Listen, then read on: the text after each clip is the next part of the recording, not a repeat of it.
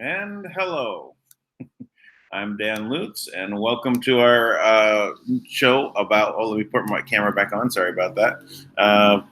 Welcome to our series on the GCR, the Big Lie, GCR and RV, and this series is in particular at this time set to try and bring out the knowledge to people that. There is an alternative to the GCR, right? It is really, moving forward. Don't be stuck in this ever-ending position where there's a promise of vast fortune as long as you just wait and don't do anything. And, I don't like to wait. Since I got involved with the GCR, I was very active in 2015. I started in 2014, and then in 2015, I spent pretty much the whole year going to China. And so I don't want to wait. But even at that time, it was always being pushed back and being pushed back. Several times a year, it was like imminent, and it just never came about. So why are we waiting? Why has it not happened?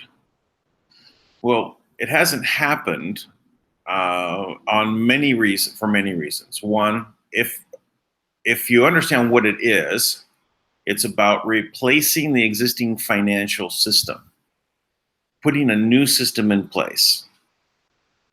But the question is, if that happens, who is going to be in charge? Do we want the same people in charge? Do we want the same slave masters, the ones that have been creating the money all this time? They are creating money and lending it. There's nothing backing the money. They're just lending out pieces of paper to the governments and charging interest. Where does the money come from to pay the interest? If they're getting 100% of the cash from the central banks, where does the money come from to pay the interest? Well, it has to be from borrowing again. So you always have to borrow to pay the interest. Otherwise, the money doesn't exist. So this system keeps going and going and going and going, and it usually lasts 30 to 50 years, these type of fiat systems, and then they crash and burn. Because they've devalued so much, no one can support. The only advantage that the Federal Reserve note had this time around was that it was the world reserve currency. It was the one currency that everyone referenced when they compared their money. So with that power, they were able to stretch it a bit. And then they stretched it even further. by making sure that all oil was purchased. That was the petrodollar. So all oil has, by agreement, has to be purchased using U.S. dollars or Federal Reserve notes. So they were able to keep it going. And then the crash happened in 2008. And everything started to get really wonky. So since then, this push to get a new system in place has been there. And over the last 5 years, there was a very let's say global effort. I think it became more of a very global thing on, especially in regards to the historical assets, to bring that in, start really in the 2014. So they know it's going to crash and they need to replace it. So how do they get everybody to move with it? Well, they present this idea that you can get Iraqi dinar, Zimbabwe dollars, or historical bonds, to take those and reevaluate them or to exchange them in a way of settling all the debts of the world, and then now come up with a new system in place. But it's going to be asset backed, right? This is the other part. It's going to be assets. It's going to be backed by gold. It's going to be backed by assets. Now, there's many different facets of this that I've gone through, whether it's registering all of the country's in-ground assets. That gives a value. Now they have something to back their currency with. It's an asset-backed currency. So all of these efforts and everything to gather everybody together now and hold on to these pieces of paper to say, now when we revalue, you're going to get a whole lot of money. You're going to be the ones that are going to go out there and change the world. And it attracted all of the best people on the planet into this one program. Now, I never thought that they were that the idea at this point was to kill off everybody. This is news to me, but I accept what Stefan or Tank has been saying, that there is a plan to basically wipe out the people that are in this position of doing the GCR. Now, were they going to put all of this money into the hands of the people? We can question that. Does it make any sense to you? I tried to make sense of it, and I kind of saw there's some glimpses of, well, I can see, it's a way to jumpstart an economy, right? A whole bunch of people have money, it's backed by an asset, and they go out and do projects. Okay. But the amounts that were being told, so you have $100 trillion note, and everyone's saying, oh, it's 1 for 1, 16 cents per dollar, whatever it is. It's a massive amount for one small little piece of paper. Generational wealth for 5 generations. Spend all the way down the line. You wouldn't be able to go through with just one piece of paper. So I was thinking, well, there's going to be something behind that. They're going to drop after this gets all launched and the money's out there. They're going to start removing zeros. Something's happened, or it's a deflation. There'll be inflation and all this. So whatever it was that part wasn't making much sense to me. So now, I was focused on the historical bonds, and I had lined up everything I was supposed to do for the Rodriguez Trust. Went to China 20 times, met with a bunch of people, figured out, a position between the old government and the new government. I mean, it's a Taiwanese government, the ones who are holding asset in mountain bunkers, and massive amounts of wealth would be coming from that. Could never spend it in 100 generations. And the other part is the RV right? And I did get into some Zim because I exchanged TBC coins for Zim as a medium of exchange, a method of just using and getting involved. I was exchanging 10 TBC coin when they were $1,000 a coin, 10 of those, because I took the highest value that I could find for the $100 trillion notes on eBay, which was $10,000 per note, and did an exchange with many people around the world. And so I got a stack of the $100 trillion notes. Okay, great. I got a stack. Others had containers, 40-foot containers filled with Zim, filled with Iraqi dinar. And not just one, hundreds of containers. Now, am I wealthy with just this stack compared to the others? How many of those out there had those massive amounts? And why? How could it be revalued? Just answer that question. How could that be revalued? With asset, 100 trillion for one note. Or even the debt, the massive debt, the humongous debt of the United States was at 20 trillion, not 100 trillion for one note. So how is it actually possible? So now Tanks, saying that it was just, a way to gather all the people together so that they don't do anything, right? Stop people from working, at going towards being prosperous, because you're all waiting, playing the tomorrow game. It's happening tomorrow.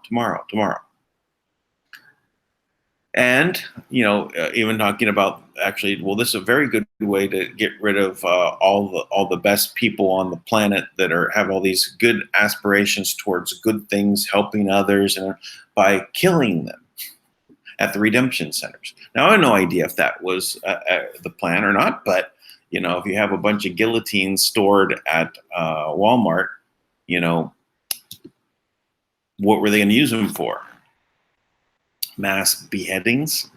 So what was the purpose in that? So, we get into some very dark places when we start talking about these things. And let's just say that, the worst is that they're going to kill off the people that have really good hearts. And that's their goal in this, is to eliminate, the best people on the planet. Or, we're going to have, on the best case, they were going to use this to get the money out into the system, and then they were going to suck it back in because they're in charge of the money. Just as they've sucked up all the money in this last system and moved it all to the top, to where people's pensions make no difference, the amount they have tied up in stock or in their mortgages of their homes, none of that makes any difference to them, because in their minds they own it all, and they're just going to remove it from your possessions. So we're just batteries, we're just chattel for them.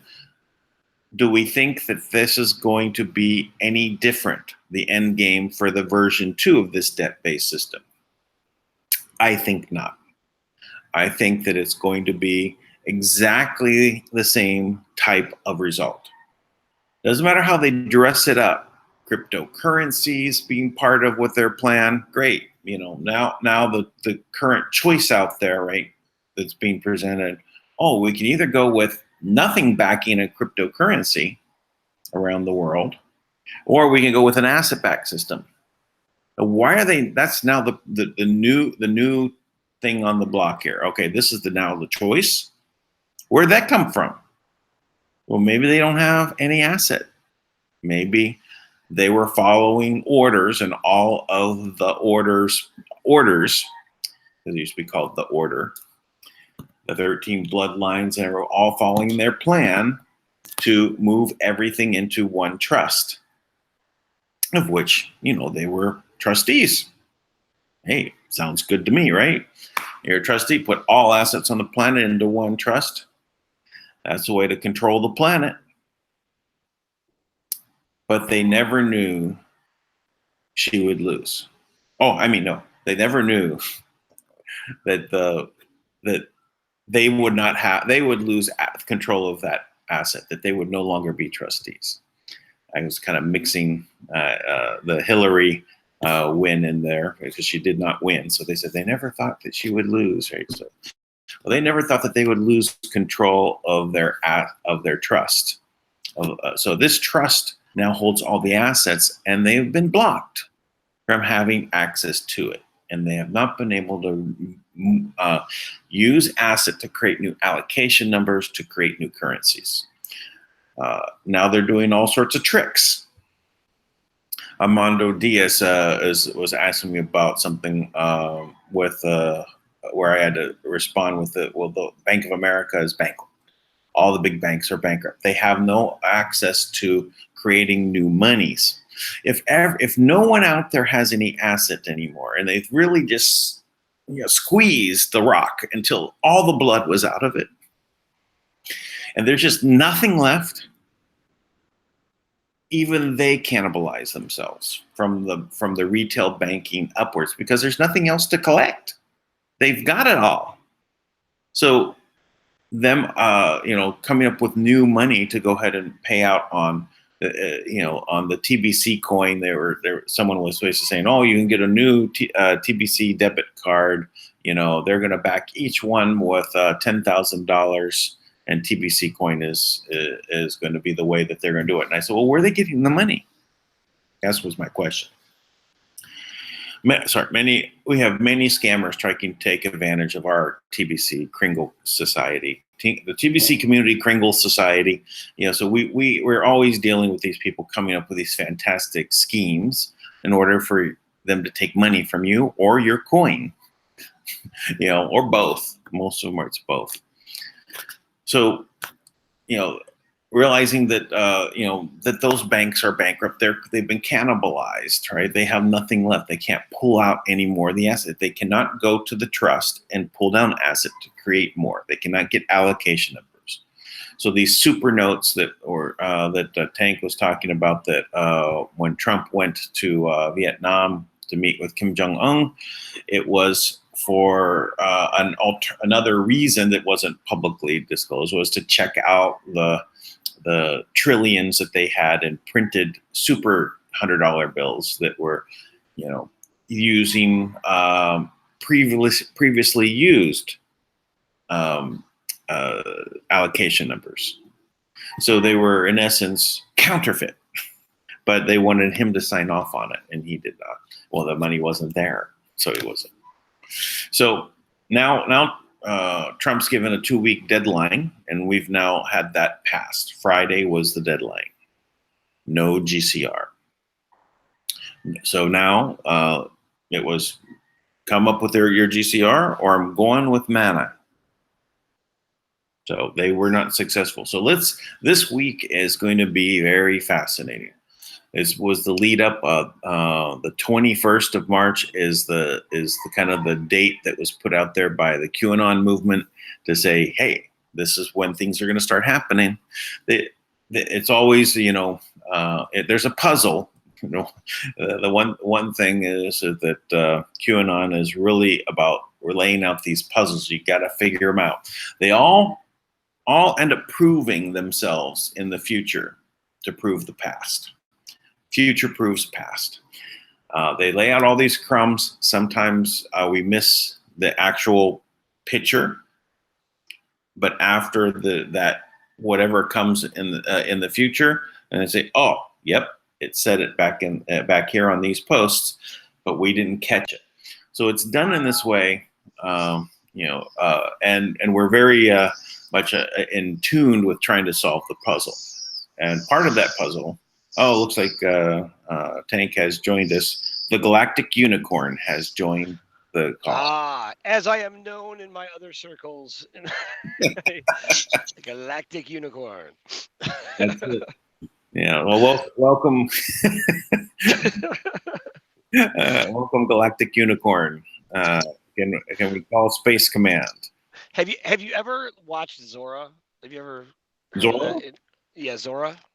Zora? No, Yeah. I don't. I So thought, Zora is a uh in like a I'm not sure exactly. He's like allegedly like a channeled character from Inner Earth, which I believe at one point it was probably true. From what I heard, he had like really great intel. But as far as entertainment factor, so much fun. He he would. I now know what you mean. Yeah, I think I caught one of those recordings at some point in the past that, it rings a bell. But I was I've I don't think I listened to it long, quite frankly.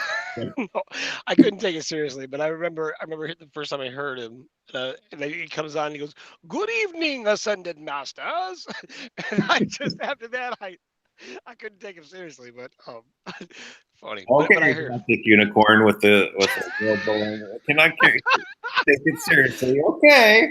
I isn't that funny? I know I couldn't take him seriously.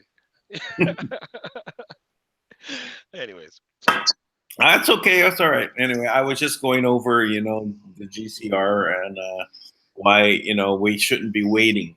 And so it's good. Well, that's a good question. Do we have to wait? Is there any news, any intel? uh, yeah, so it's you know what I what is happening today. I none of it I can report on. There's things that I have I have that I can't share because I make it a point not to share things I haven't confirmed with Kim, and she was out of pocket today. So I I can't say outside of I can say absolutely the global currency reset did not happen, and I know that's oh, disappointing. And that it wait a and minute. Wait a minute. Wait a minute. Aw. yeah, right. Yeah, so I this really thought it was going to happen this time. I was ready to put on my golden shackles and start rowing the boat. oh man, it's tough. I really I gotta tell you, I feel the heart of people of how hard that is. Cause I know how many times I thought for sure that many a time I would be up all night because I wanted to be the first one to see it happen. So many nights. But that definitely did Yeah, not happen. night And after night after night after night. always, yes, always tomorrow, tomorrow. tomorrow. And then on the days that it's today, it's not you. it's, Oh, right. When it happened today, the many times they were always on a different tier than my tier. So, And, and the tiers basically have basically swelled and contracted. I mean, I think at one point there was 5 tiers, and then it's back to 4 tiers, and I think it started with 3 tiers. So, right. uh, Yeah, and then I talked to people in the who were like more involved. They're like, yeah, there is no tiers. They don't even exist. They're not even real. I'm like, oh, okay. oh yeah, I didn't hear that one. That there are no tiers. You know. Oh, yeah, sorry. Yeah, the tiers thing. That's just to keep people doing busy work. You know. I know. I remember talking to the guys who were directly dealing with the historical bonds and the Chinese bonds here in the U.S. Right, and I think they were. I can't remember which version they were. I guess they were like 1933 war bonds or something like that. And they were actively involved, connected individuals. Had all types of amazing elder contacts, different elders from all types of different elders, right? And different, you know, digni- uh, dignitaries or really important people. They were always trying to impress me with the names they knew, and I listened to them, and they were telling me how they were so exhausted. They've been working around the clock to get these ready because it's finally here and they had to be ready when it went. I'm like, how many times has that happened? That people just tireless, nonstop work trying to get paperwork that you'd think by now there'd just be people sitting there frustrated with all types of paperwork ready to go. Yeah. N- Yeah. I know.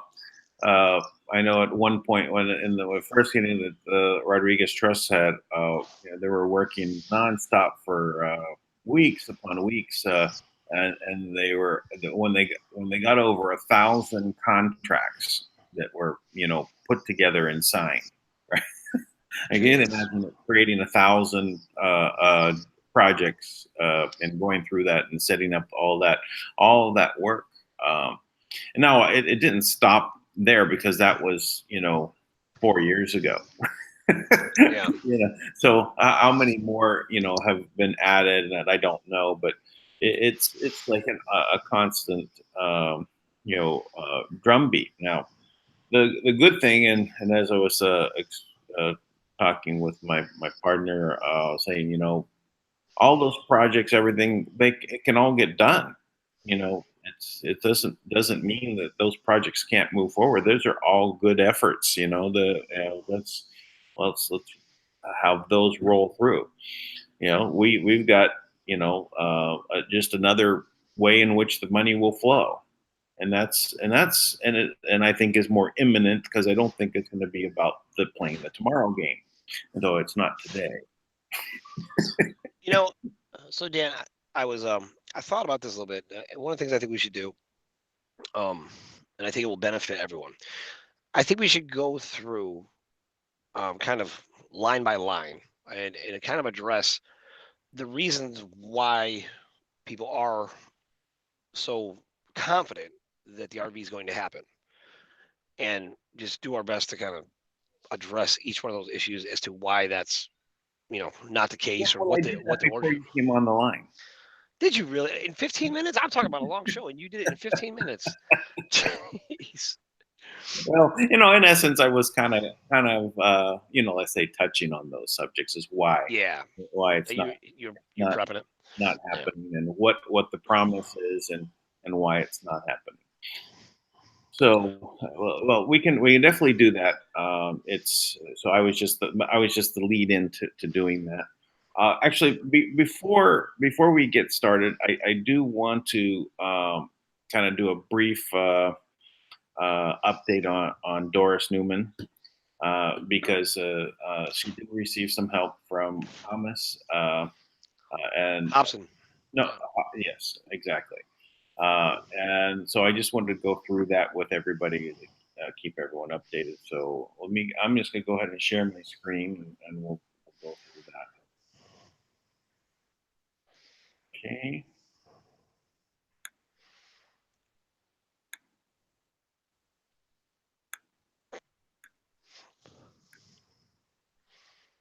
Okay.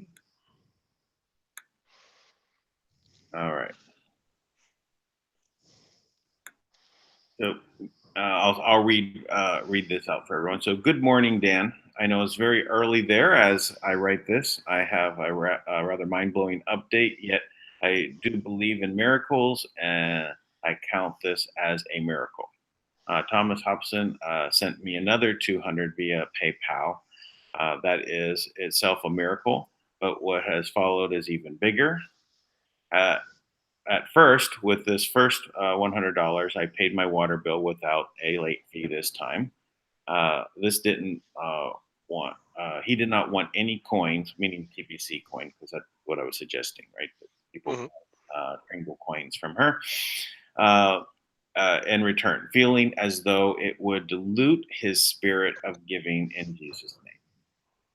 I thanked him sincerely, and that I respected his wishes.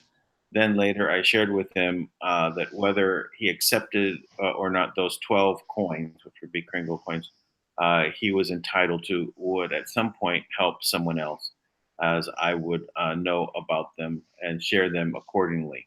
And again, I pointed out how by creating his Kringle wallet, he would receive more gifts from sharing, and how he could earn even more bonus rewards. He has joined me in Kringle Cash. Not sure if he's paid yet or not. There's a $10 lifetime wallet fee, or it's basically 4 grains of gold. Maybe it's about $11 right now. It's paid in Bitcoin or Litecoin. things like that. So he said he needed to activate his wallet. If my kringle.cash back office, that's KCBO, doesn't show him paid after bit, I'll check in on that. Meanwhile, as he mentioned, that Manna World Holding Trust, he said he had applied for it and suggested that I do. I had caught something about that one in your videos, but didn't associate that with what might benefit from it without a project. Where can I find that? His emails to me revised, revived a project I had previously wanted to do. It involves a very nice property where I had envisioned as also a home for veterans as well as myself. Too long to detail here. But the two of us seemed to be on the same wavelength, and this property just came to mind again. And so, as it happens to be for sale again, when I told him the idea, he told me about the trust and that the trust may be able to provide that funding. So, I need to check that out. I previously made an offer in TBC on that property as it had been on the market for a couple of years. My offer probably wasn't made to the owner as the agent didn't have a clue about cryptocurrencies and not particularly interested in learning. Sad face. So I backed off, and shortly after the property was taken off the market, I later discovered that the owners are apparently somewhere in or around New York. I don't know who they are, but with potentially available funds from the trust, I'm sure those records are accessible at the courthouse for a fee. That property caught my eye as the first time around. The potential of turning a huge house horse barn into stables into an apartment condo style homes for veterans was then and now a worthy dream and project. The property could provide so much more in housing and jobs as I would hire any and all help needed, both indoors and outdoors. So I'm dreaming again, feeling like perhaps this really is what God has in store for me. As I pondered the Patreon site, is what she means there. I didn't know because I suggested her she set up a Patreon site so she could get donations and things. Mm. I did not know what I could come up with as a project, but perhaps this is it, all in God's time, which I firmly believe in, and need to find your videos about the trust and the details on what to do to pursue that potential. Many thanks, my friend. God bless you, Doris. Update: Thomas gave me the link, and I've submitted my application. Also gave him my Q link to him. Right. And then I responded to her, say, "This is good news. Good. This is a good new day. I'm happy to hear the help you received from Thomas. I am also happy to hear Thomas has joined you in the Kringle Society. Many blessings will flow from our spirit of gifting. I suggest that you set up a time so that me and Thomas can do a Zoom call, and I can explain how to take advantage of the promotions and receive the abundance of full Kringle/TBC coins." Right. So I guess that's the update. Cool. So thank Yeah. you, Thomas. Thank you very much for stepping up and helping. I will include Doris's information again if someone else would like to continue to help Doris. She's received $300, and that I'm sure is a very big help on many levels, and to spread this spirit of giving. I would say to Thomas, don't deny the blessings to Doris of her gifting to you. So please accept those coins from her, and for what they represent is their ability to gift to others. So anyway, I thank you for helping her and all those else who will come out and help her. So, all right, that was my little segue. I just want to make Yeah. sure No, that was great. Coincidentally, I reached out to Thomas and his wife Robin, And I mean, we were just chatting the other day, and he happened to mention that. And but they have Thomas has a really unique holistic um uh holistic kind of antibiotic that's really incredible. It actually was successful in fighting the Ebola virus, and and it's a dipeptide, right? And it's actually called Manna. Yeah. So I'll actually I'm gonna post that link. I'll probably post on the Speak Project or Go Camelot, but Good. what's a Send it to me, and I'll post it in this video. yeah, no, I will. I will because it's interesting. I always look for products like this. And here's a little, this is a little trick for anybody, who knows a great product that's like really underground and they're not trying to grow per se. So one of the things that does happen, right, when a product's really good, a company will be allowed to kind of stay in business and do, do business in a very limited circle, right, without getting too wealthy, right? And when you find a product like that, usually it's because the cabal recognizes that it's a great product and they want it. So they kind of cater to this high end market, because they'll buy enough to because they want to, keep it private. A product like that is the Beamer, for example, right? So the Beamer is this. It basically works with your energetic field, and it actually, you know, it it releases the microvascular You're not circulation. talking about a BMW. Not a BMW. Beamer is a mat, which also out of Germany though. But it's a mat, and basically it works with your energetic field. And and I've used it before, and it's incredible. But I've also there's incredible videos on this on YouTube, and you see the microvascular circulation literally open up, and all disease in the body really comes down to blockages, right? And it removes these tiny blockages, and ultimately you can use it every day of the week if you want it. I mean, they're expensive. I mean, to have one, but there's places that we actually have somebody in the Creators Network who they just have like a healing center where you can just go and like pay $20 or something and like go get a session. But I mean, that's as an example. Now that company, the product's been around for like a long time, 20 years or something, but it's hardly anybody really knows about it. This product here, the Manna sachet, it's like a tea bag kind of, and but you take it like once a month, and then once every 6 months, and once a year, basically, and it basically builds up your immune system, and it completely and one of the other reasons why I know it's a great product is because it's so hard to get the full research on what it does. So with products like this, what I've found, the more I get into them, is that the best products, what they do is they help restore your natural energetic field, right? So if you consider that you have all these, free radicals flying at your body, kind of, crashing into you, like, you know, uh, in the dark ages when you have, catapults heaving fire bombs at a castle wall, right? It's kind of like what happens to our bodies all day, and which ultimately causes us to age and keeps really dense particles in our organs, which cause all types of damage and so on, right? Well, this actually creates an energetic field that prevents that. I mean, that's my experience. Okay, that's just my experience. I'm not saying that's what this product does, but um, I'm pretty sure that's what I'm going to find out as I get into it more. So just throw it out there. I don't make any money off those products, by the way. But I always believe in recommending the best products, and the Hobsons are top-notch people. So love, I love when I love when I can get something from good people. Yeah.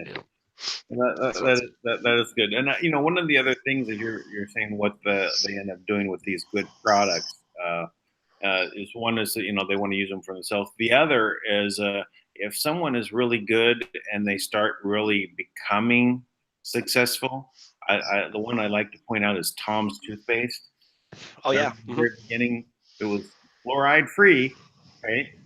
But yeah, then they sold out, right? yeah, yeah. They became gobbled up by the corporate system, and then to find their fluoride free toothpaste is difficult, right? They have all Yes. these other toothpaste now, and they're not fluoride free. They're with fluoride, so it goes against the entire what Tom was about, right? So why does that happen, right? Because they fall into a trap that's laid for people that have really good intentions and would never sell out, but they fall into a trap. They end up with Yep. money, whether they did it willingly or not. They end up with a lot of money as a consolation prize to selling out their dream. Uh, Yep. but they put these traps out there, and one of them that is very common that I see used time and time again is the bridge loan.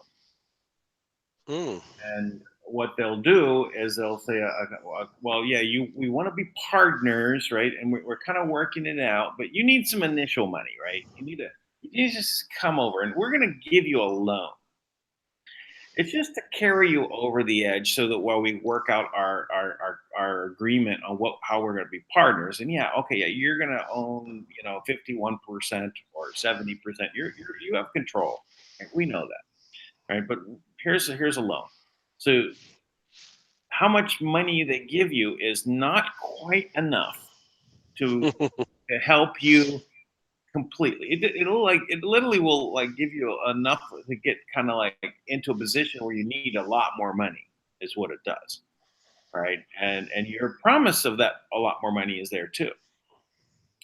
And you'll get to that point, and then you'll have to start making payments on the loan, and so now you have another debt. And now you're trying to not you set up all these things to move forward, and you can't. Plus now you're paying the debt. You're kind of put in a position where you have to take their deal. And that's just one of the traps, Yep. and it happens. I can, if I try to count, it would be over 20 times the people I know that fell into that trap. And if you don't take, if you back out still and you muddle through, right? You've cut the they know that they're not going to allow you to now be successful. So they'll work from different angles, to make sure you're not successful. They become more of an upfront enemy on things. So because you've paid their loan back and didn't take their latest deal, so because they still want whatever you were offering. And they're going to work their way into getting it. They'll even put in people that you're getting people in. You're hiring people to come in and do a job. They'll send their people in to infiltrate. Yeah. No, yeah, it's funny. The In my experience, the cabal is horribly unimaginative, but because they made the laws as well, right? And they made all the minutia. They and then they make new laws as needed, right? They they're really masterful at taking what we've built, right? And in a lot of cases, hiding it, right? They take a product, they buy it out, and they bury it. That's a very common practice. Very common. I mean, that's what happened to Tesla, right?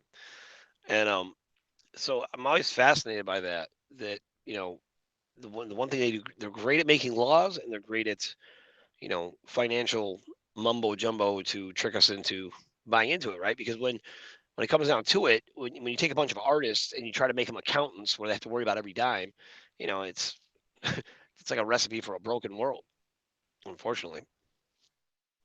Yeah, But yeah. Well, they're not imaginative. It's true. When they develop a system, they stick to it, right?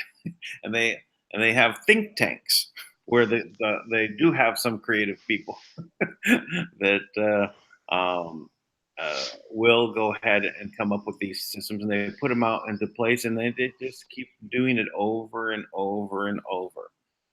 So anyway, this is it's good to be able to analyze and know these things so that when we create a new abundance-based system, we're not following in the same lines that they are.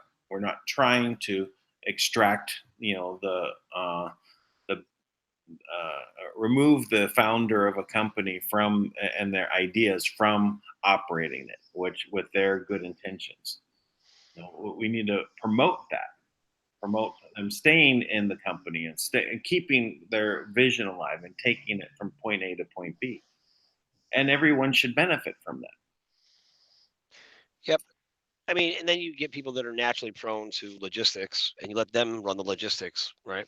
Right. And that's why it's so important to establish a trusted group that hey, these guys are going to operate in your best interest because they're good at this, right? And it's not work for them, and bringing together all those forces so that you don't take, these kind of one man show businesses, right? Where, um, the one person who invents something now they don't they don't want to they don't want their product compromised, so they're doing all they can in every direction to basically keep their business alive. And then they ultimately end up turning into accountants, right? And then just for quality of life, that's why they end up kind of sell out, because Yeah. it's hard to maintain the quality that you originally started with your original mission statement, right?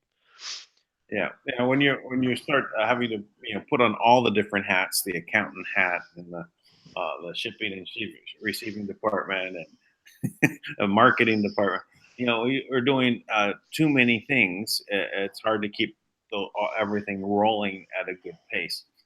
So, but the one good thing though is to get that team, your initial team together, the people that you can trust. Start by going ahead and making your list of the people that you can help them with their initial issues. Right? Make that your project. Your project is to solve your immediate issues, and then your family's immediate issues, your extended family, and your friends, and then you can draw from those people in to help you with your project. Many of Yep. them won't have so there'll be one or two that may have a project. Hey, yeah, I want to do it. Maybe they all do, but it's still okay. You'll still end up getting a conversation going with the right people around you to pull together to do your project. Right. I mean, a lot of people just want to be part of a movement, right? They don't want to have to originate it, help people. I think everybody, for the most part, has that. They value that of wanting to help other people, you know.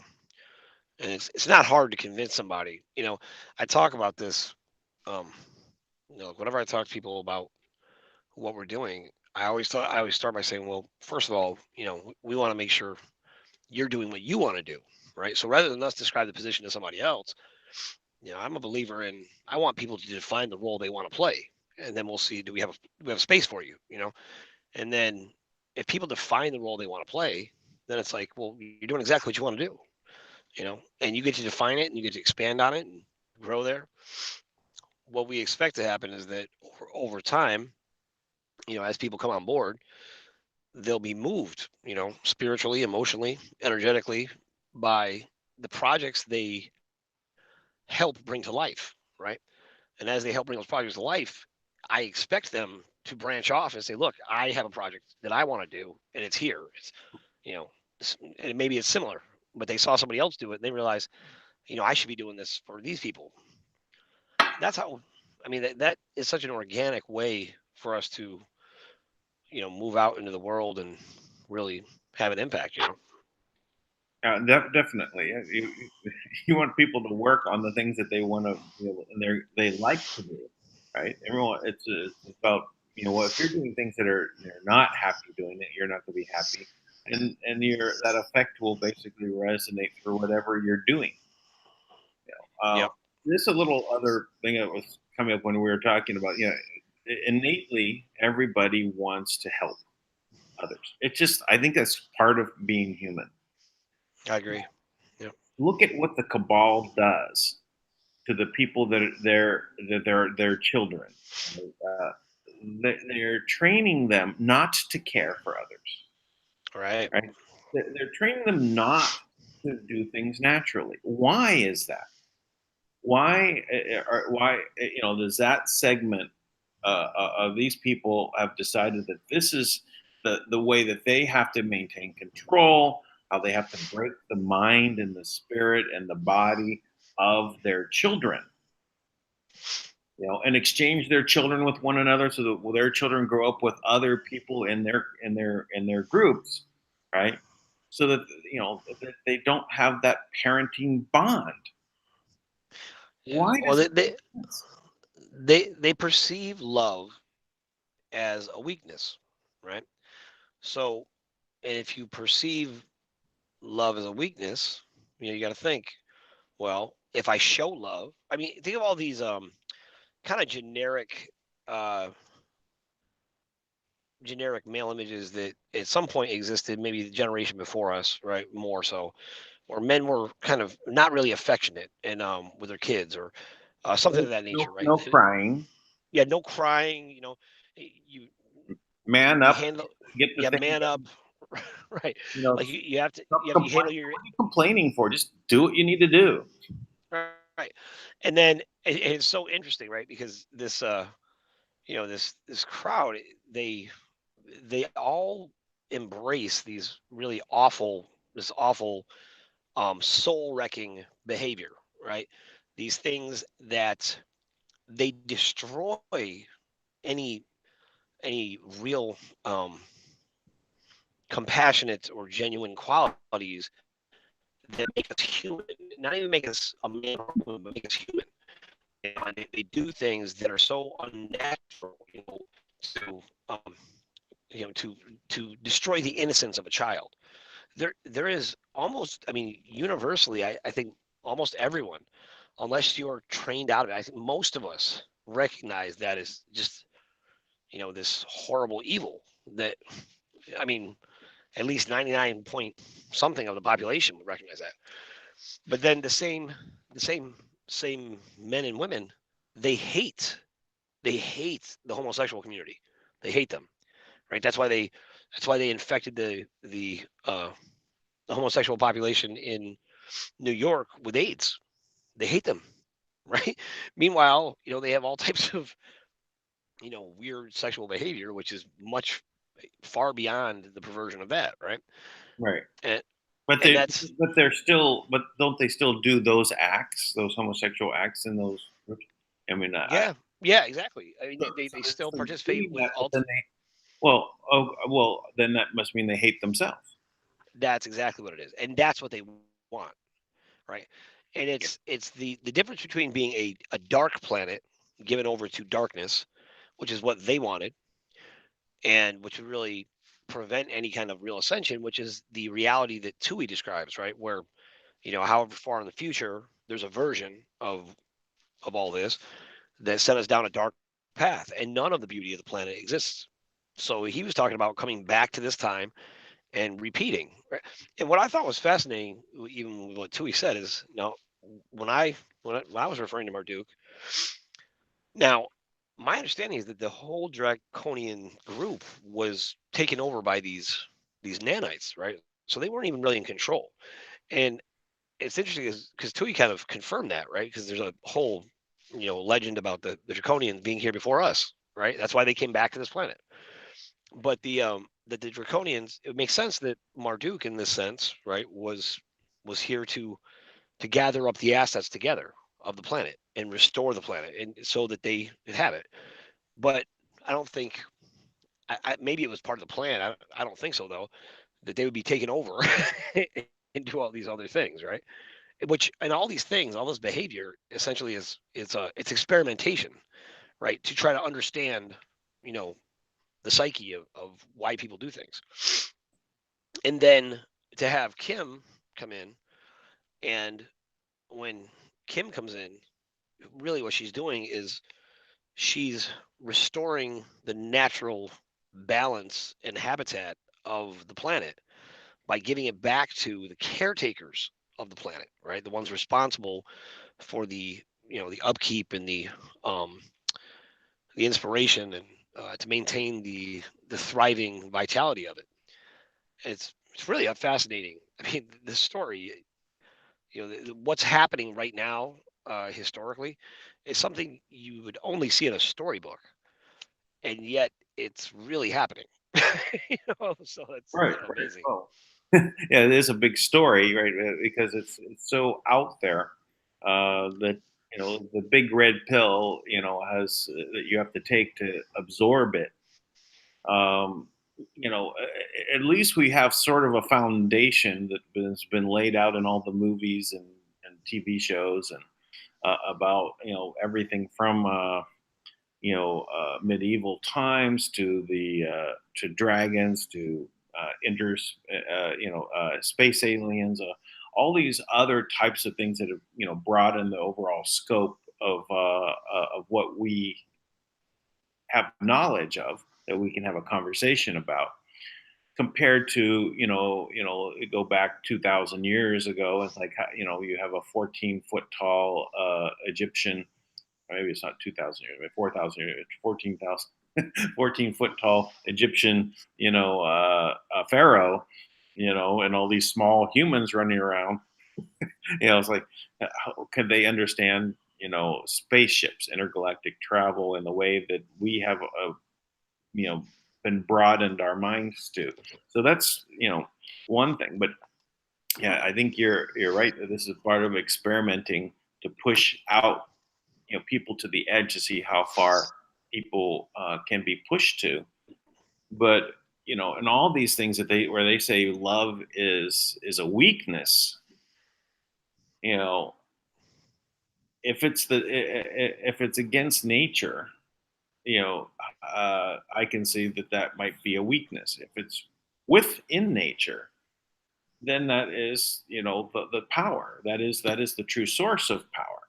So they're going against nature to basically try and stop these things that are natural to the people, natural to parents to want to care for the children, natural for you to want to help the people around you. These, to try to train, even if you train people to hate others around you, that can all just disappear. In a very quick moment, they can literally decide to love, and then everything changes around them, and that's more powerful than anything that they can do to try and break the spirit or the mind of all the people that they're torturing into these beings. Other Well, than it's fascinating.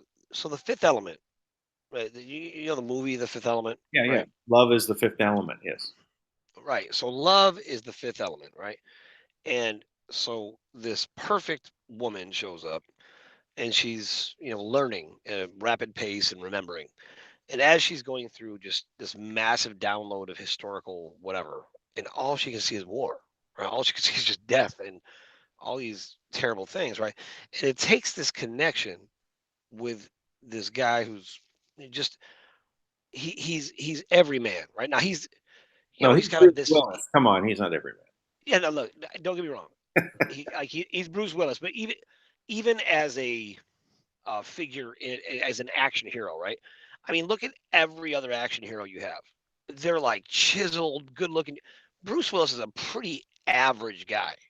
I mean, from a standpoint, right? They intentionally selected, right? Now he's exceptional. His skill set's exceptional. His courage is. There's all types of qualities about him. They're kind of intangible from the way he actually, his presentation. And but he loves her, right? And he loves her. And like these are the parts that you're missing because she didn't understand love. But what he does is he demonstrates love for her, and it saves the world, right? Now that's the principle. Now the prophecy that Tui is attached to, the way the prophecy goes is that there's a fifth element and the warrior, and when they rise together, they restore natural order of the planet, right? Now, as far as I can tell, I mean, Kim's the fifth element, you know, and you know, I mean, because she's the genetic anomaly, right? I mean, that's what this woman was even in the movie, right? And some of this stuff that's, I mean, now even in that movie, the you have perfect being, right? she's She was perfect in her DNA, and right now even in that movie, like they have these characters like uh the bad guy soldiers, and they have these like tiny little like lobster heads with this huge armor, right? yeah, Which it's symbolic of this mantis race, right? So it's kind of amazing how much these things reflect, things that were imagined by someone, right?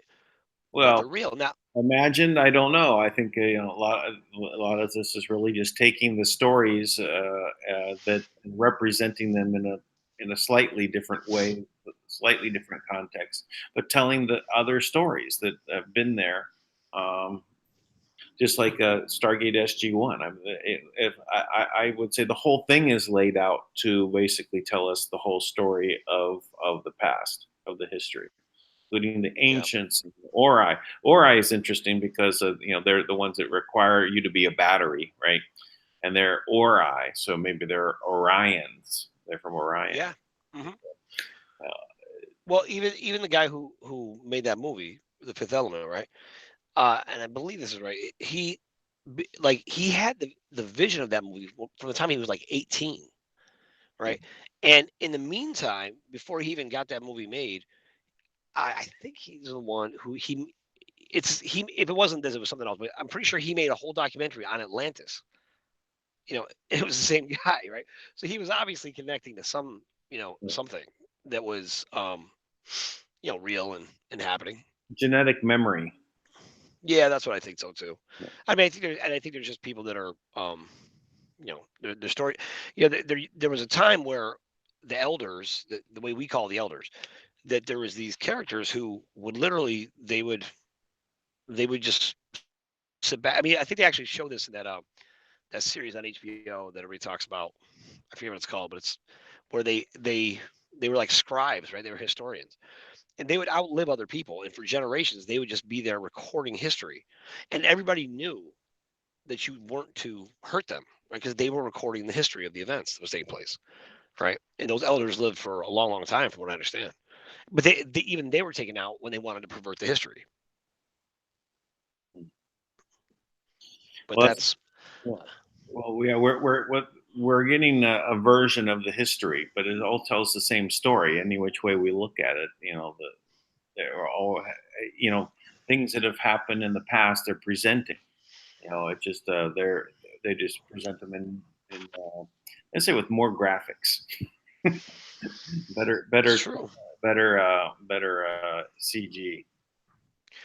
Well, it's amazing too, because there's this if I think it's out in I don't know if it's New Mexico, Arizona, Utah, in that range, they have a version of the um that was inscribed of the original laws that we associate with Judaic law, right?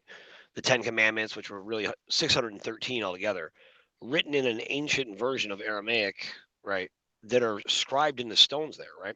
And no one ever talks about this. No one, but it's there in the United States. So the question is like, how on earth is that even possible, right? Right. And the only way is that there's a lot more to the story. But the best one, oh my goodness, if anyone has never researched this, is go research the Dead Sea Scrolls.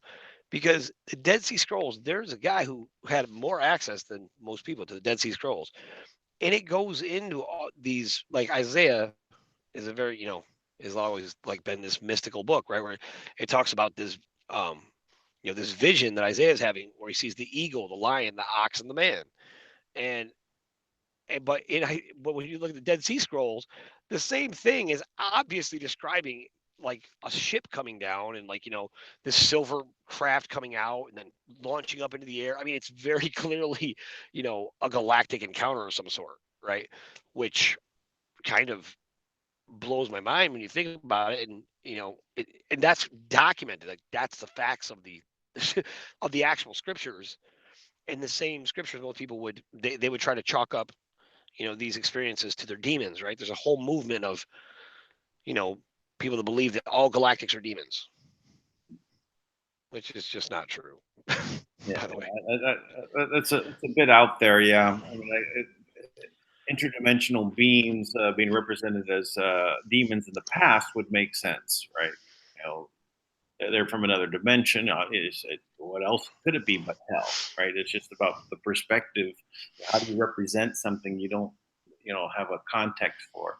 You come up with, demons from hell, and in essence, that's exactly what they are.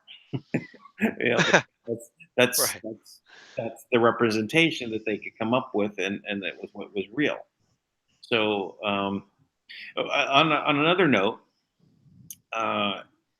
you were talking about those things found in America that are how do they exist? And I actually back in around I think 2001 and 2002, I was involved with the discovery of an ancient Egyptian tomb in Illinois. Why? Yes, that. Well, there's famous.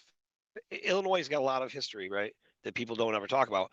But the tomb of Alexander the Great, right? And I think it's Alexander the Great is there, and there's like really incredible evidence to back it up, and I think it leads into the same thing with the Egyptians, because it's something about it being the same, same kind of extent, like the version we have of history, the linear version of history isn't.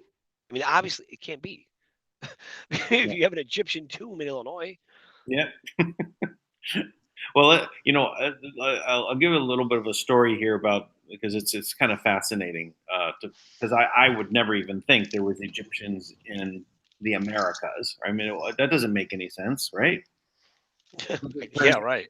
it turns out that things such as the word Kentucky and Tennessee are Egyptian words, and they Oh, have really? corresponding locations in Egypt that are the same name.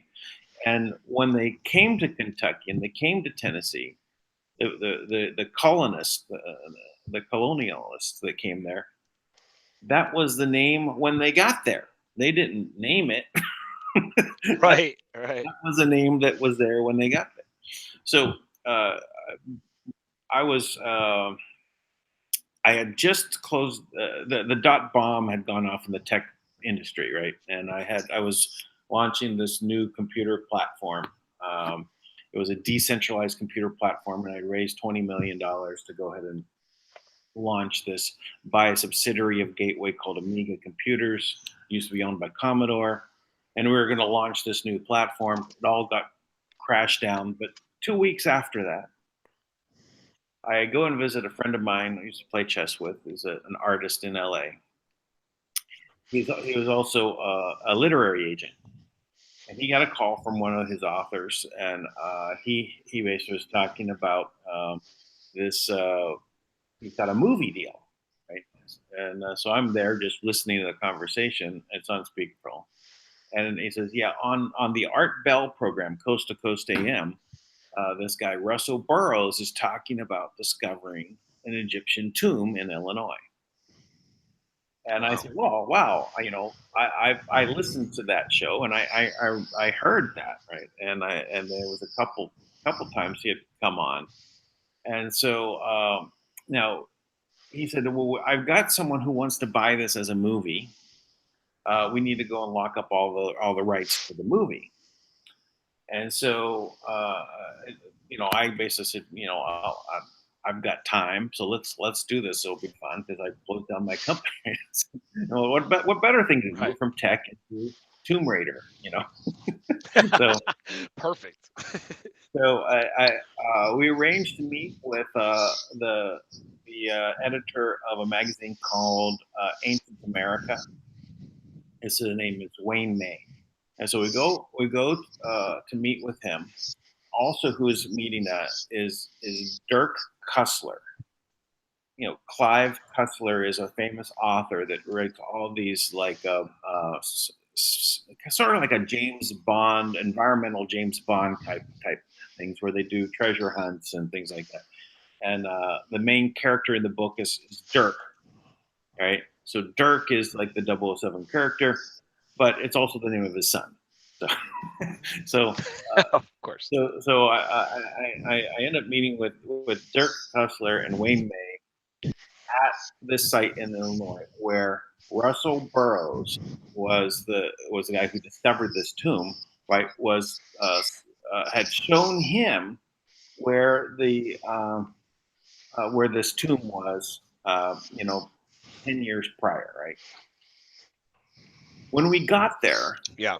there was two tomb raiders with a backhoe digging out the side of the mountain. Whoa. Literally tomb raiders, there without permission being on the property, digging away. If you've ever been to Illinois and you see that you have these massive mounds, they look like a hill or like a small mountain, but they're almost like perfect islands, circular islands, and then it goes flat, and then you go further out, and then there's another one of these mounds, and they are very big, and they're covered with trees, right? It's like part of the forest. So if you think of them as burial mounds, Yep. but massive. I mean, like pyramid size, huge, and so is to see that how much was out there. Russell was out looking for artifacts with and he basically the way his story goes is that he basically was out there looking. Now he's the story. He's like a Green Beret type, ex Green Beret, and he's out there and he has a metal detector and he's going over lights, and he stumbles onto one of these capstones that basically flips down when he walks on it, right? And there's spikes down below, right? We're really in No way. Really? Yeah. It's amazing. And his belt loop catches on a tree branch and stops him from, being impaled on those things down below.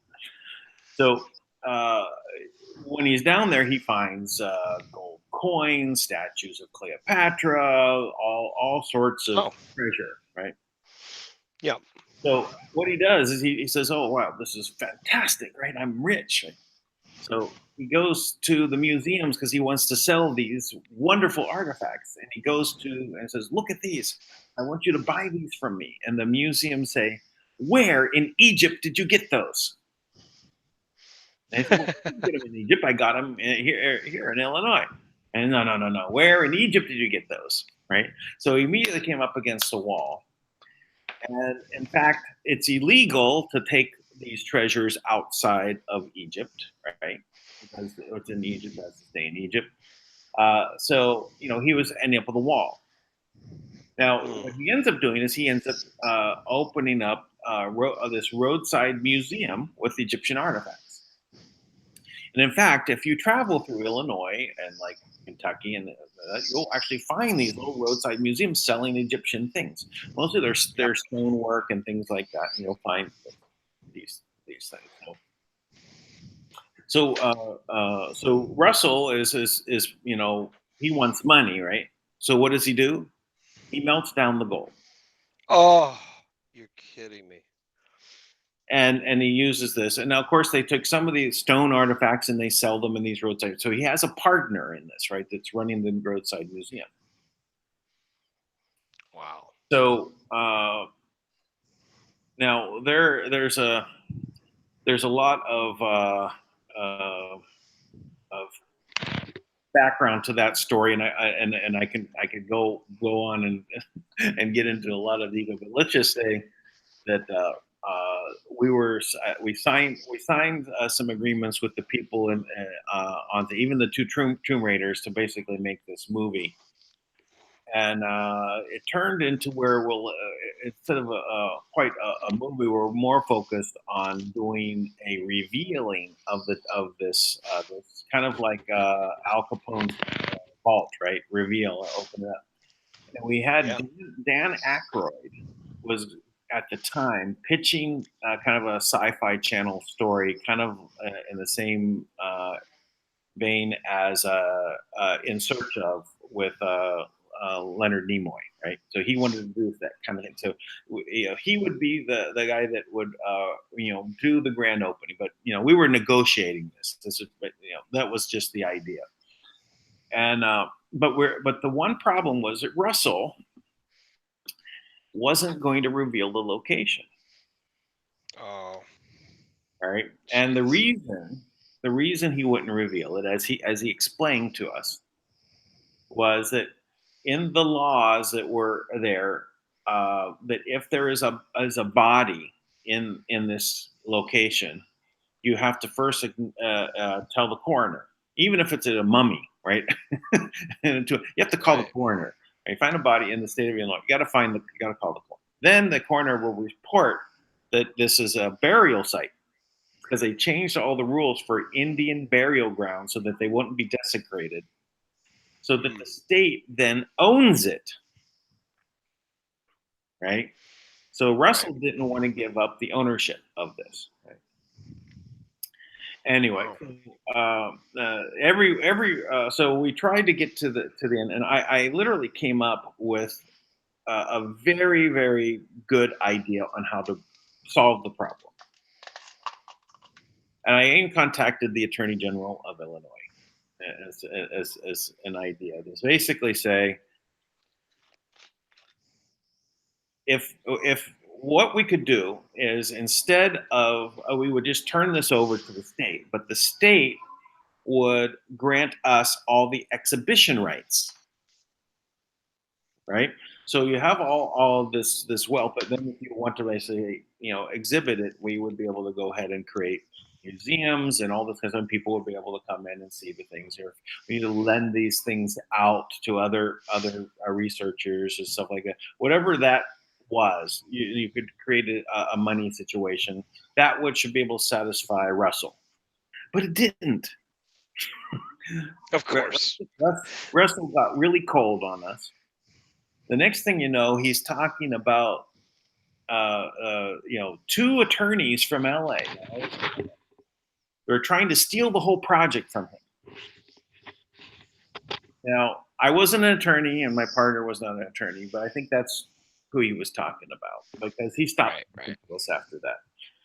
But yeah, in general, just to start digging in and understanding that there was Egyptians here in the Americas, before Columbus, which is they call that diffusionism.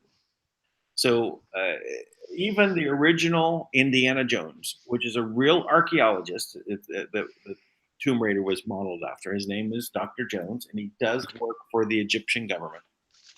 I'm sorry, not the Israeli government. And he's currently, well, at that time, this is now, quite, 15 years ago. He was working on finding the Holy Grail in Israel, and that's what he would. But he would also had found Egyptian artifacts in Texas, and had written papers about the Egyptians being in the Americas. So, anyway, it was fascinating just to get into that, to understand that the history that was revealed, to us through our history books in schools are not teaching all of what's possible, and ignoring a lot. So that's why we have a lot of people trying to teach through videos and the alternative media to explain what has been going on. And you have to have an open mind to all of these things, because we are so narrowed down, and they're trying to remove our ability to think critically and to see what's around us. And you only believe what is coming on the TV, right? Whatever they're telling you through the talking heads, that's the only thing you can believe, because that's how they can keep control. Tragic. Yeah.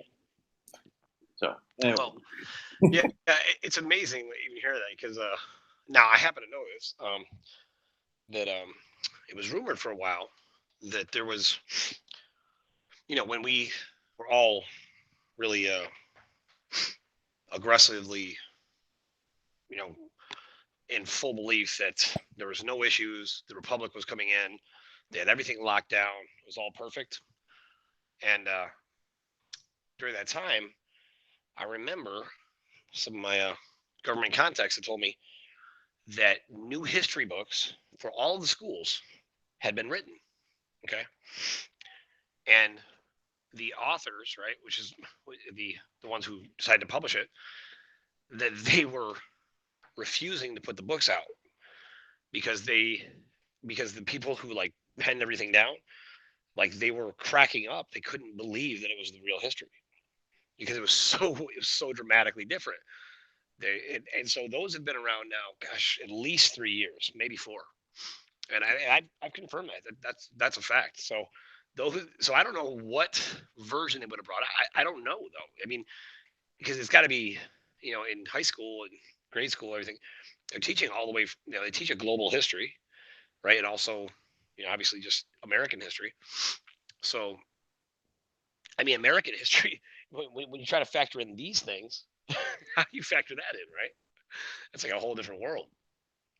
So Yeah, and so even the history books, I think in the QAnon, there's been mention of just go back, a decade ago and get a history book, and then get a history book from a decade before that, and a decade before that, and then compare them to the current one, and just look at the history and see what they've changed, right? yeah, And that is you know part of this control that they're doing.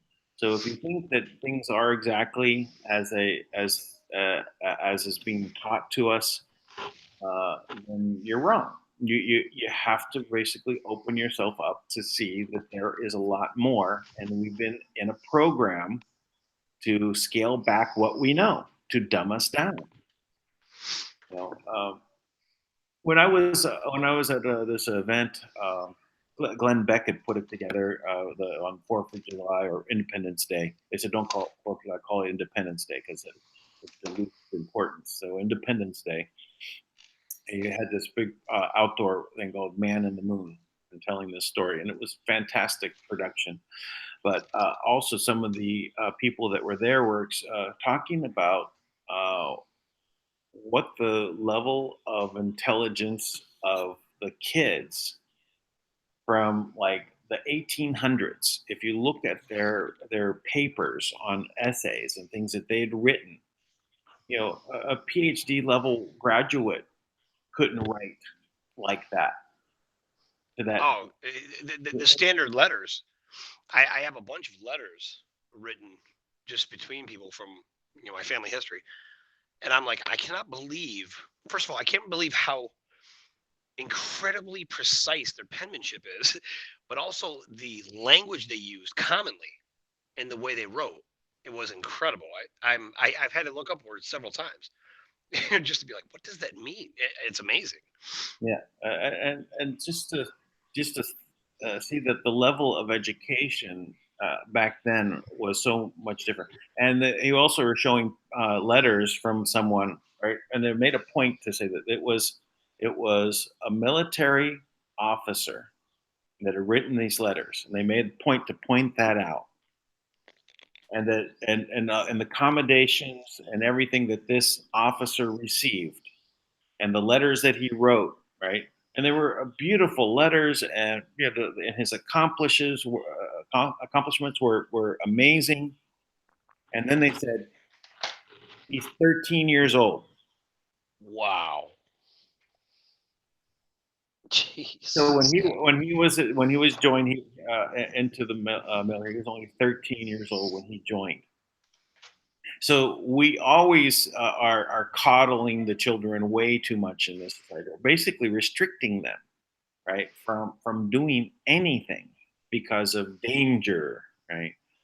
And I'm not suggesting we put 13-year-olds into the military, but as a comparison to what we are capable of as every individual, from an early age. I know when I was 13, I was unstoppable. I had many businesses rolling when I was 13 years old. I was manufacturing fireworks. I had a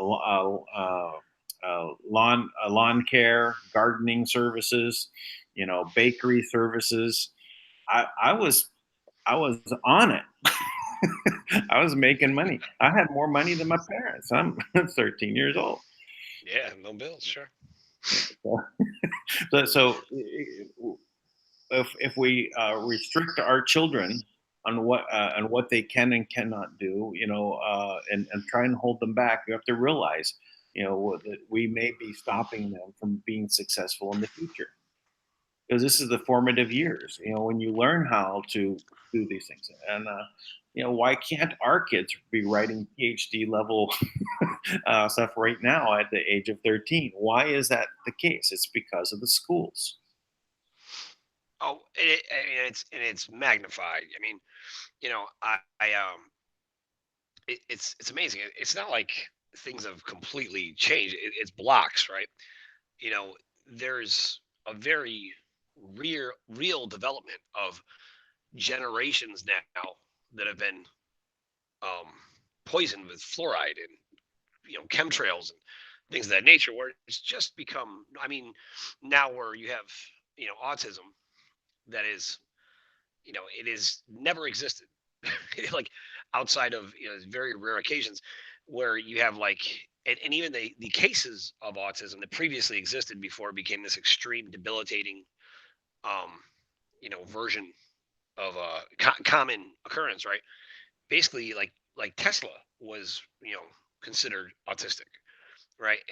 And part of what when there's something that needed to be kind of discovered, right, it would isolate a portion of your brain so you could focus on this other part of your brain, right, and allow you to really develop, like magnify that development. That's why you have things like Rain Man, right, like where they believe that there's this genius level of perception that exists, you know, and but in reality, it's you have all these chemicals that are basically, I mean, you broke down fluoride in a much more detailed way. But I all I've seen of it is it calcifies, right? So we say it calcifies your pineal gland, but it calcifies your arteries too. It calcifies everything in your body. So you're creating all these blocks in your body, and it blocks the natural flow of everything, of information, of intelligence, of just your innate abilities. Well, let me give you a visualization of this calcification. So the way I Please. described it before was so what fluoride is similar to is iodine chemically. So the body, 80% of all of your cells when they're created require iodine. And so your body is always grabbing for iodine to create new cells. If it doesn't find iodine, it will find the thing that's closest to it and grab it, and that's fluoride. When it creates a new cell and uses fluoride to create that cell, it's defective day one. What does it then happen to it? Well, the cell is set to die, right? So then it basically is in the process of removing itself, not living a full life of a cell, but as soon as it's created, it's now in the cycle to die. So if you have cells after cells that are now dying, the bodies of the cells are left behind as calcification. Wow. So throughout your whole body, you're basically, dying faster. Your telomeres are only a certain length, right? So you produce those cells so many times before you can't reproduce them anymore, and that's what causes aging. So you age yourself by brushing your teeth. You get older and older. Oh my gosh. That is a tragedy. Just hearing Well, that. using fluoride toothpaste, that is. I'll just add that. No, of course. I understand what you're saying. Yeah. But You know, if you want to live long, give up the fluoride toothpaste because it's killing you in many ways. anyways. Yeah, Wow. not it's it's not just a poison that you have to call the poison hotline if you accidentally swallow your toothpaste. Right? Right. Jeez. It's amazing how that is a commonly now just to speak to how much they have, you know, I- the the way to create someone. I hate the term dumb because I don't want to sound insulting, but the way to create a group of ignorant people, will say willingly ignorant, right, is by making them indifferent and apathetic, right? And if you can create enough indifference and apathy and naturalization of perverted things. After a while, just everything's acceptable. You're afraid to even resist because resistance always comes at a price that's too high to pay. And people just want to have their very basic existence and do the basic things. That's what they've really done. And I'm not sure how they did. I can't imagine the process. Oh, that's right. They had all the dental studies that showed that basically fluoride didn't help at all. Then all of a sudden you had one of these ridiculous advertisements like 9 out of 10 dentists say that fluoride helps your teeth. They just fabricated the the data. study was done at that university that said fluoride was good for your teeth. They couldn't literally find that study in that university. When they went back to look for it. So. Yeah. Meanwhile, you have products that'll save your life, and they'll bury them. Right. Don't use this; it'll kill you. Crazy. I'm looking through the our questions here. So good. Or see if there's anyone that's. Actually, I should probably post the link.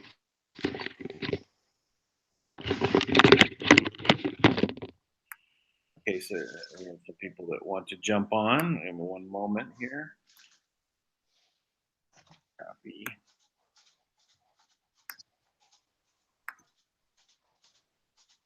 Okay. All right. So if anyone would like to join, I just posted the link. Come on if you're ready to talk about any issues. That's fine. So I'm gonna see. There was a question here about your email. I think they were asking about your. I don't think they filled out the forms on the Go Camelot site. They only sent you an email. Should they? I think he's asking, is that the correct way to go? I think you said before that they should go ahead and fill out the forms on the site and not send an email, unless you want an email if they're going to. Is that right?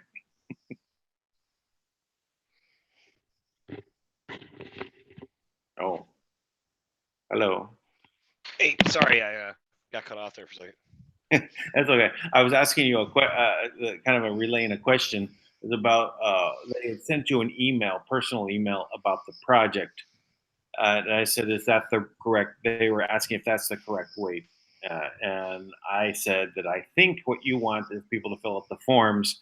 Unless you have a video about your project, then you can email it. Yeah, I will tell everybody right now. I don't read much. I generally listen carefully, and I remember everything I hear and can usually repeat it very accurately. But to be honest, I get so inundated with emails, and I do appreciate this, being someone who is wordy myself. People who want to express their life story and as to why they want to do a project. It will basically be lost in a void of roughly the 2 million emails that I have in my email. If you want my attention, I generally recommend. It will basically be lost in the void of roughly the 2 million emails that I have in my email. If you want my attention, I generally recommend. Basically turn off your pause the video so that you can talk to us directly. So, okay,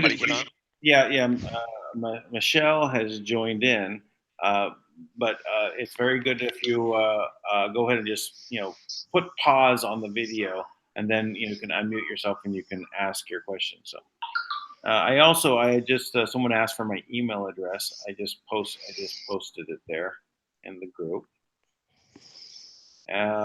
Also, we've got 120 people watching. I think it was up to 180 earlier.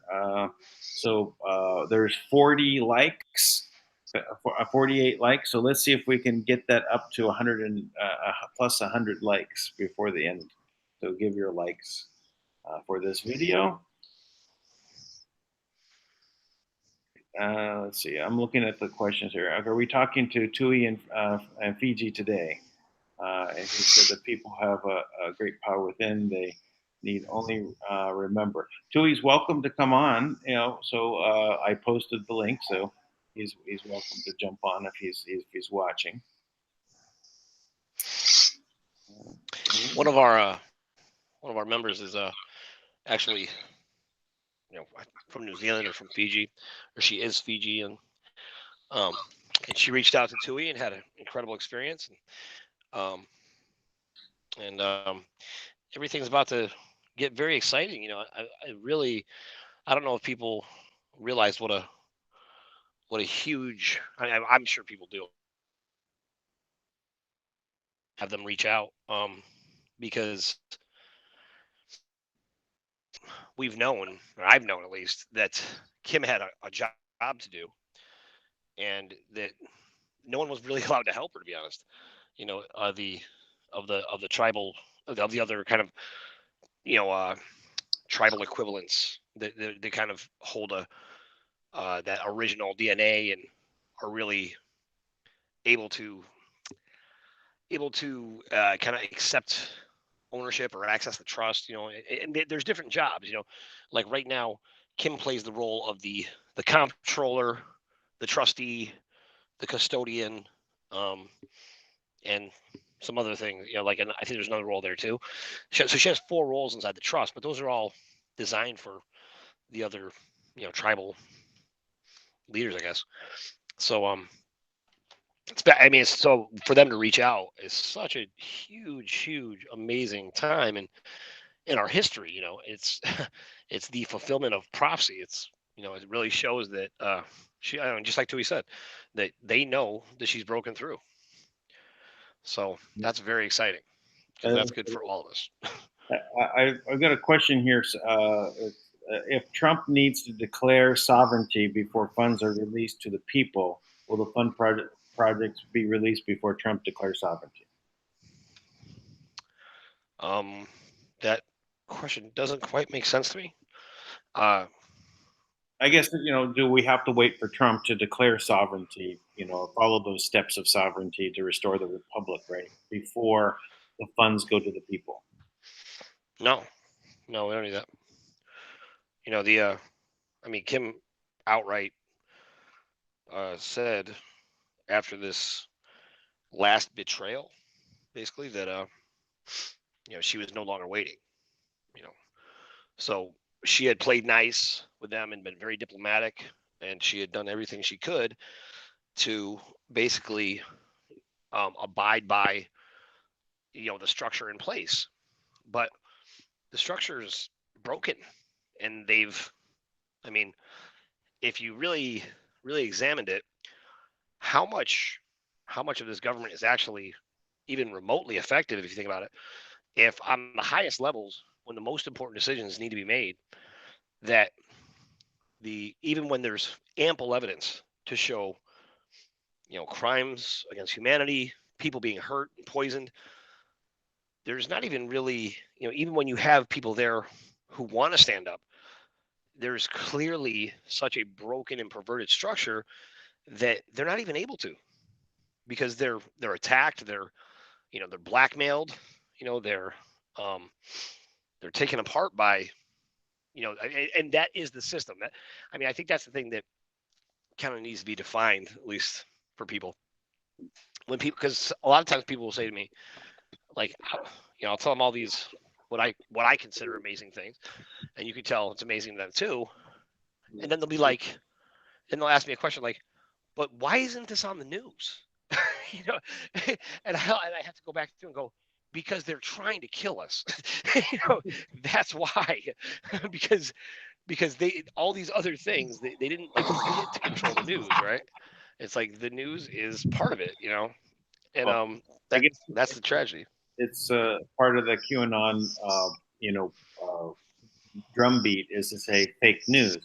You're not going to hear the real things coming from the fake news. It's designed to control us. That's why they repeat all exactly the same word for word. What their talking points are that they receive at 3 a.m. So, I've got another questions here. It says, is it true that there are over 200 or 2 million on Kim's team? I don't know where that came from. So the 2 million that were on Kim's team Yeah. originally, that they're referring to the first time she came out with Thomas back in August of 2017, I believe, which was kind of her first real public appearance. And she mentioned that they had a team of 2 million.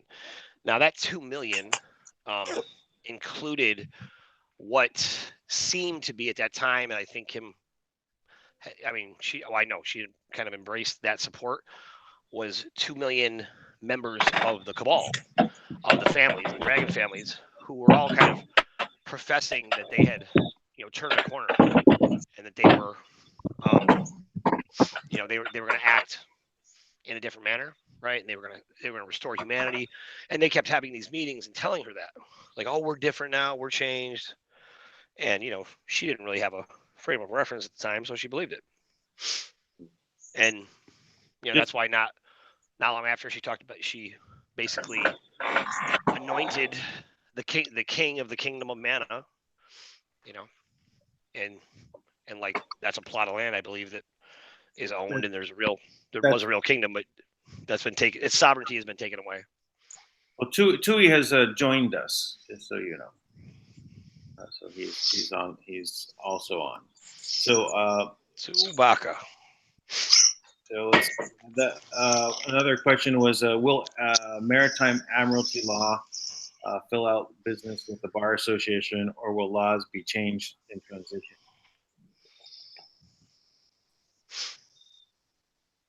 Oh, laws are going to be changed in transition. One of the things that, because it all comes on, if there's no one enforcing the laws, they really don't matter. So to change them, it is going to take a crossover process, unless there's a very, very public display of power, which Tui described, that once Fiji's made sovereign, that that's going to be, that everyone will know.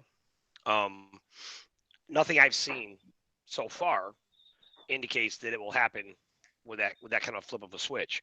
Well, I think that the question was asked, same person, a little bit different way. Will Maritime Admiralty Law go out of business? And the way I see it is that it doesn't matter. It is a law of the ocean. I suggested that the U.S. Navy Department go ahead and set the high sea level back down at the beach, not at the top of the highest mountain, so that the maritime law can no longer be done. But it's not on the water, so you had to put it back down to the beach. So that's so fascinating. I didn't even know that was why. I did not know that. Oh yeah, so that's the U.S. Navy made the high water mark on the tallest mountain, so that now everything that's below that is in Admiralty law. Wow. Reassign that. Just go ahead and move that down to the beach. It's amazing how easy the things can really change, right? Like that's all it took. Like, how did you deceive the whole world? We just crawled to the top of the mountain, put a mark there, and said this is sea level. Yeah. Well, just like that. Another one of those more amazing things is that the country of Canada consists of no land. It's all the waterways. Oh, really? Yeah. Wow. So I think there's one place that where they have a crossover port, I guess the port in which they connect to the land through this port, something like that. Anyway, I'm not so up on all the Canadian stuff, but when I saw that in the maps, I said, well, if you want to see what the map of Canada is, they show the map. And I said, now let's actually take away the parts that don't matter, and they took away all the land. Just the waterways. So this is the Admiralty law in the country of Canada. Right. So anyway, so that's fascinating, the amount of things that they've done to put up these mirages and things, all experimental, right? How they can pull one over on us and make it all different ways. You can imagine these guys sitting around a table. This is what we're going to do to them. We're going to make the country only on the water, and they'll never figure it out. Well, some of the things they've done with it's like when you look at and see how, like I talked about this before, how they would go in and offer a country a deal with money, but first they had to indoctrinate them that the money was everything, right? So you indoctrinate them that money's everything. It's really what you need to thrive and be important. Then they'll go in and offer you a big chunk of money for a piece of land. That's how they wiped out all the cashew trees, right? And cashew trees take like 20 years to bear fruit. They completely devastated the cashew economy. I want to say Syria, but then they did the same thing in Ethiopia. Ethiopia was the agricultural capital of Africa. And they went in, bought up land, and then they salted the plains, so it still can't grow crops. And that's the kind of horrible, hateful things they've done to the planet and the people. Well, someone's saying bring Tui on. Well, Tui is on. Tui can jump on and talk if you're ready. We see the nice Fiji green tropical plants. So if he's ready to jump on, we can add to our conversation here.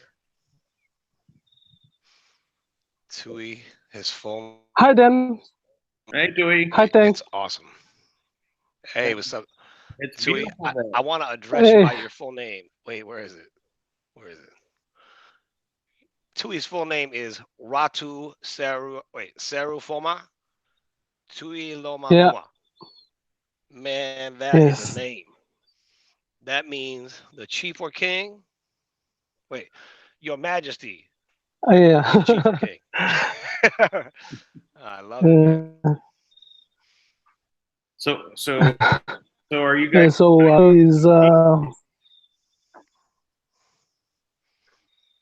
Sorry, go ahead. I said, are you excited in Fiji about what's about to happen? Sorry, Dan, I didn't get you. It's the connection. It's okay. I said, are you excited? Say that again. Are you excited about what's about to happen? Are you excited?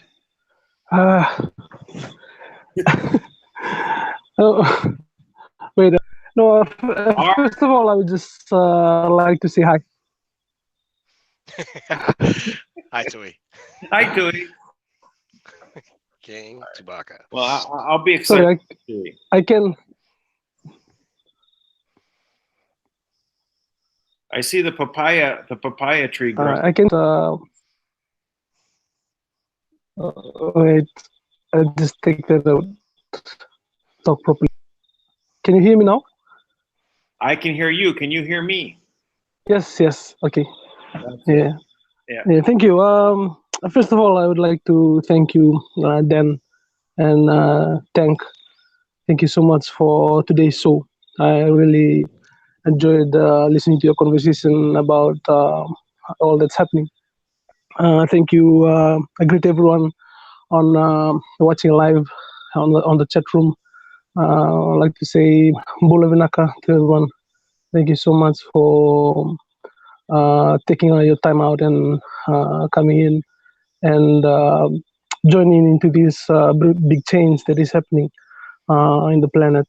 For me, it's an honor again to actually join you. I'm here at my farm, at my home, and so I'm just looking out, and that's the video that you're looking at. All the papaya trees and the some of the root crops that we have here in Fiji. You will understand then, because we have cassava and all these root crops that you can eat, just pull up easily. I think the papaya is much more interesting than I thought it was. I mean, I always liked it as a fruit, right? I mean, but it's also a vegetable, right? You cook with it when it's young before it turns and gets sweet, and and it's a very good vegetable in the Yeah. and It is a very good quality. The what you call the polyphytic enzymes that is really good for the body, that the body needs. If you want to stay young, you should eat a lot of papaya. It can actually correct the fluoride issues that you guys are talking about. So yeah. There it is, folks. There it is. All right. And papaya grows. Yeah. Papaya, the plant, the whole tree grows so fast. It's almost like overnight. It'll be like 8 feet tall. Yeah. I see how it's like almost like an alien plant. I don't see how, Yes. how it Yeah. grows so fast. Yeah. If you look at it, the design of the plant, it's really quite amazing because it has this what do you call the Fibonacci spiral design Yeah, right Fibonacci's from yeah yeah. yeah right from the root right to the leaves and how it's designed. It's Well, really the secret is that all the plants follow the Fibonacci spiral. They just yes they just do it in the more complicated ways. Some of the plants are much more complicated in how they follow it, but the yeah ones that are very close to a pure spiral are there too. Like the sunflower, you can see it in it's the way the seeds are arranged. yeah The pineapple. yeah It's these things are very obvious, and just like yeah looking at a snail's shell. yeah Very pure spiral. yes. I mean it's in the human body, so it's everywhere. Yeah, the human yeah body. yeah. Your hand is designed in the same way. So I guess it is part of the original agreement when in the beginning of creation. Um, Today I wanted to ask Tank a question on. I know it's an operation question, but the question is simply what are your thoughts on, for example, on the money that is going to come in into the uh, country or nation that has claimed sovereignty. Would it go straight to the government, and then, or would it go straight to the people, or how are you guys planning on just a look ahead? How are you guys planning on how to implement it or how to actually do that? Uh, well, at this moment, what I can tell you is that Kim has tried to make those two things um, one and the same, so to speak, right? So Yes, yes, the recognizing that the governments had the option to declare their sovereignty. They've all been offered. They've all right. been given the same offer. Every single one of the governments have been given the offer to, basically declare their sovereignty, and that Kim would acknowledge that. And there's been many countries who have reached out to Kim to when they finally realized what that meant. Mm, In many cases, your smaller countries, your a lot of your island, nations and things of that nature have been right. scared to really speak up. They're in many cases the same small. A lot of these smaller countries they've been able to develop really advanced technologies like healing technologies, and they've been able to keep them by keeping them small, right? And so they are not trying to rock the boat, and they've kind of hidden somewhat. And as far as the Fiji government specifically goes, I don't know what the specific plan is there at this moment.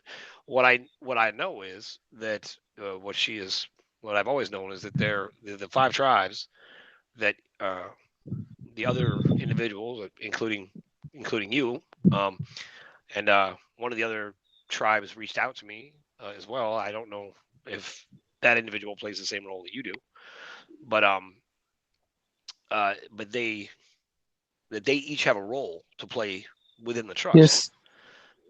And right now, Kim's kind of playing all of the roles in the trust, Yes. Which in this case, it actually serves our greater good, right? Because, obviously, if you are the trustee and the comptroller, you ultimately kind of have absolute control. Now that's, like you said, Tui, the most important aspect was when you came on and talked about acknowledging Kim's sovereignty, because you're right. Sovereignty only has power if it's acknowledged by others. That's originally why she set up the Kingdom of Manna and the uh, momentary king there and made him sovereign, and he acknowledged her as king, as the royal monarch of the planet. And but then she had to take away his sovereignty, so it didn't mean anything because he was part of a plot to overthrow her. Right. So she is very guarded, and with a lot of this information, she has operations going all over the world in all types of different groups. And as far as the next step, now, to the best of my knowledge, and this could change, and I say that in part because we've, in my perception, Tui, and you tell me if I've got this right, but this is my perception of it, in my experience, we have just recently, within days, aligned with the highest timeline. Just recently. Yes. And because we've just jumped onto this timeline, there was changes. Big changes as early as the beginning of this week, and it would appear right up to that moment we were going another way, and all of a sudden some things happened, and that adjusted the timeline, and it was noticeable. It was a market shift, and probably, a lot of people, anyone sensitive, probably felt it this week, that it was just an incredible energetic shift, because you had this almost like a cloud of what I would call nanites that were active in disturbing the natural frequency and vibration of the planet, that were suddenly disabled, right? Yes. Now, when that happened, it shifted us into the highest possible timeline. So the last thing I knew, the last report I had, in full, was it's all about the people. And I still think that's the mission right now, because if you really consider what's happened, the governments have proven that they are so compromised, they do not have the ability to make sound decisions for the people. They also don't have they have too much dirt on them to really act with any kind of integrity. So this last one, it would be like this. This is how I describe it. It'd be like, you're in love with somebody, and that person says, well, look, I like somebody else. If it doesn't work out with them, I'll give you a chance. That's basically what it's like.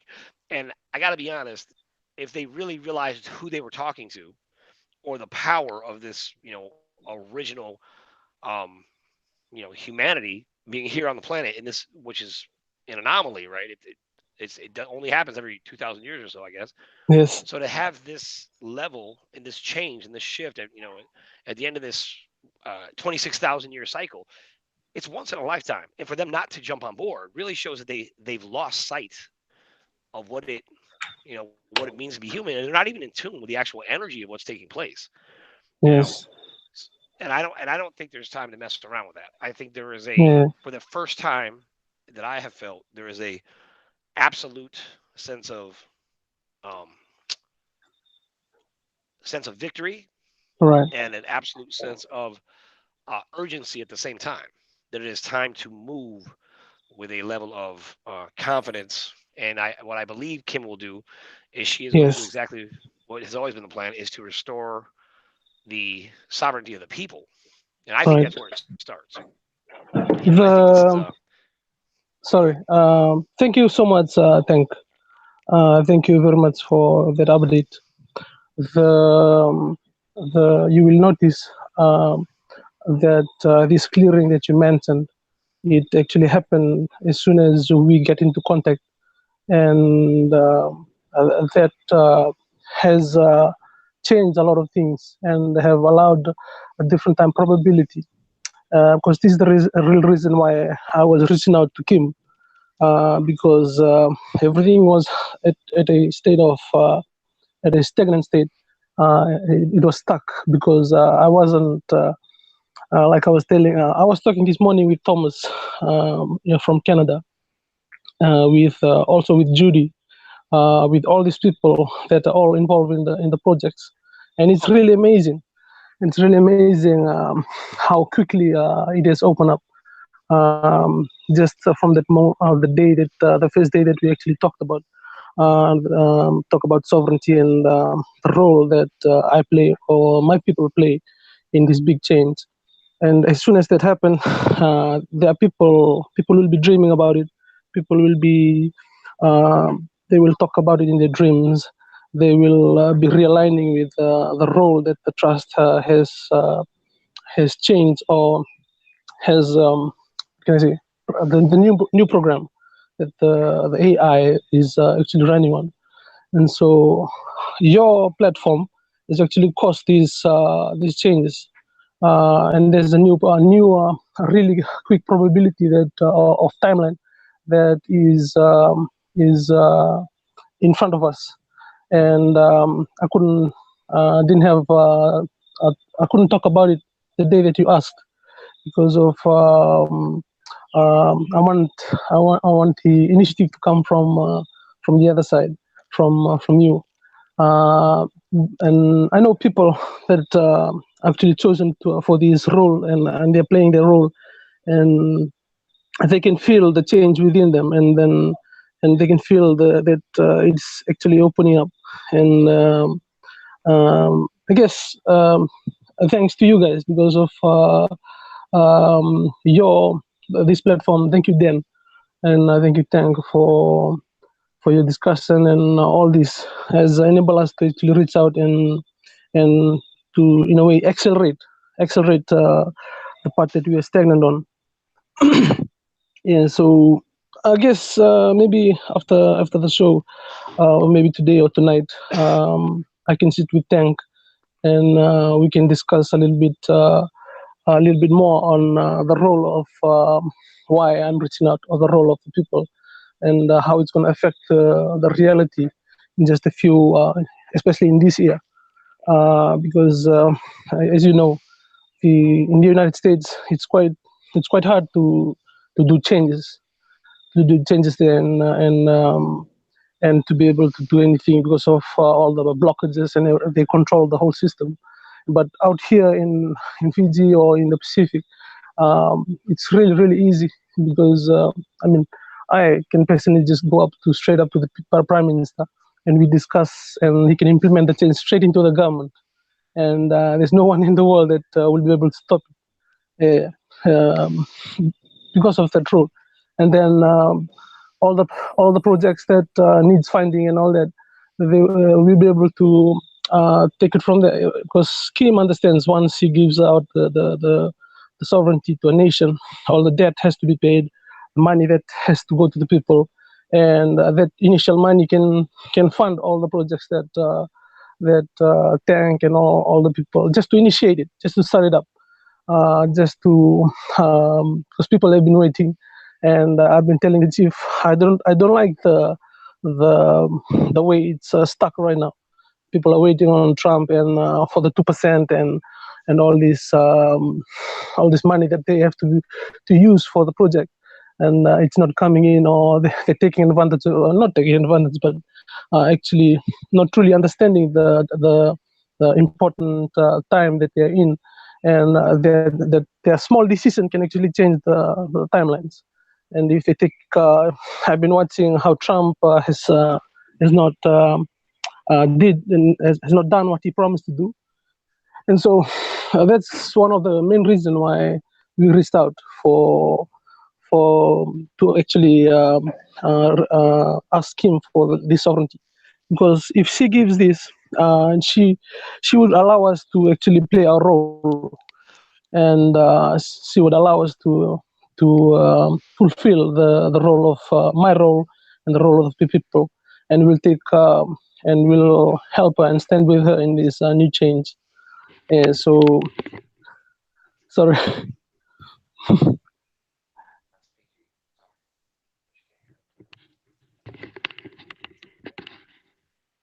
So, well, I guess it's basically, yeah, it's basically the deeper reason, and all the chiefs understands about this. yeah. Tank. I think Tank missed the last part of that because his headset was off. Hey, sorry, Tui. My son came in and I had Okay. talked to him for a minute. Hey. But just the last part. Just the last part. I'm sorry. I heard everything you said. I was totally tuned in until the last piece. I know. I guess I was just talking about how we can actually help each other to accelerate the projects. Because Oh, I'm with you. I heard. I caught the gist of everything you had to say, and yeah, I'm in complete agreement. With this. One of the things is there's a reality that has to take place, and part of this is the transition, and yeah, I think it's potentially it's the most important part of this, right? mm, Because we're not going to be screaming down this path with all this crazy mentality and just kind of jump off the cliff and expect people to understand, hey, like you can fly. It's just not going to be like that. And I think it's very important to be able to integrate the aspects of the culture that are positive, or not even positive, let's say these so-called modern aspects of the culture, and turn them into something or transmute them into something that is positive. And I am very confident and clear on the next steps as how we do that together. um and as long as we're all on the same page, or not even on the same page, but ultimately, like, that we all agree, hey, the way it's been is wrong, and we can press towards this. Now, what you and I definitely agree on is the stagnant nature and the stagnant culture that has been created. And this is intentional. This is completely intentional. Their only weapon they have against us is to stall. They stall and they stall and they stall. And what they count on is that if they keep stalling, then eventually they'll starve us out, or they'll pull off one of their schemes, right? Even if by yes, accident. So that is definitely the methodology. And they also are of the opinion that their former, whoever they had contact with, who they thought was a god, is going to resurrect from the dead, and they're going to come out on top and create this dark world. Um, I think what's really important, I think you connecting, with us at this time is really, really important, because it really yes, speaks to the power, right, of this spiritual age that we're walking into, right? More than anything else, it'll be a time where indeed, humanity will be allowed to thrive on levels, right? And I think we have to foster both aspects. And I really believe that this was the intention, when Atlantis kind of landed here, right? The idea was to integrate these societies on some level, and I think that's where we're at now. And I think that's possible now, just because of the diversity of experiences that have happened, and a lot of them are tragic, to be quite honest. And I think that everyone's aware now of what's the potential disaster that has been hanging over all of our heads. You know, so this is our one chance to change it, as far as I can tell. indeed, indeed, indeed. So if you can Yeah, go talk to the prime minister, you know what? The way I feel about it is, I don't know why it should be so much harder here in the United States. I don't agree. I don't agree with their power. That there's, as far as to the best of my knowledge, the way that it works here in the United States, or is supposed to, and particularly now, all of the power structures that were previously so overwhelming, just from the um, confusion of the legal system, right? To just right. constantly have minutia and laws that would just tear, and people just couldn't comprehend what was taking place. That we're really, those things are gone. I mean, they should be anyways. I know they still exist on the outside, but there has to be an awakening that is recognized within everyone right now.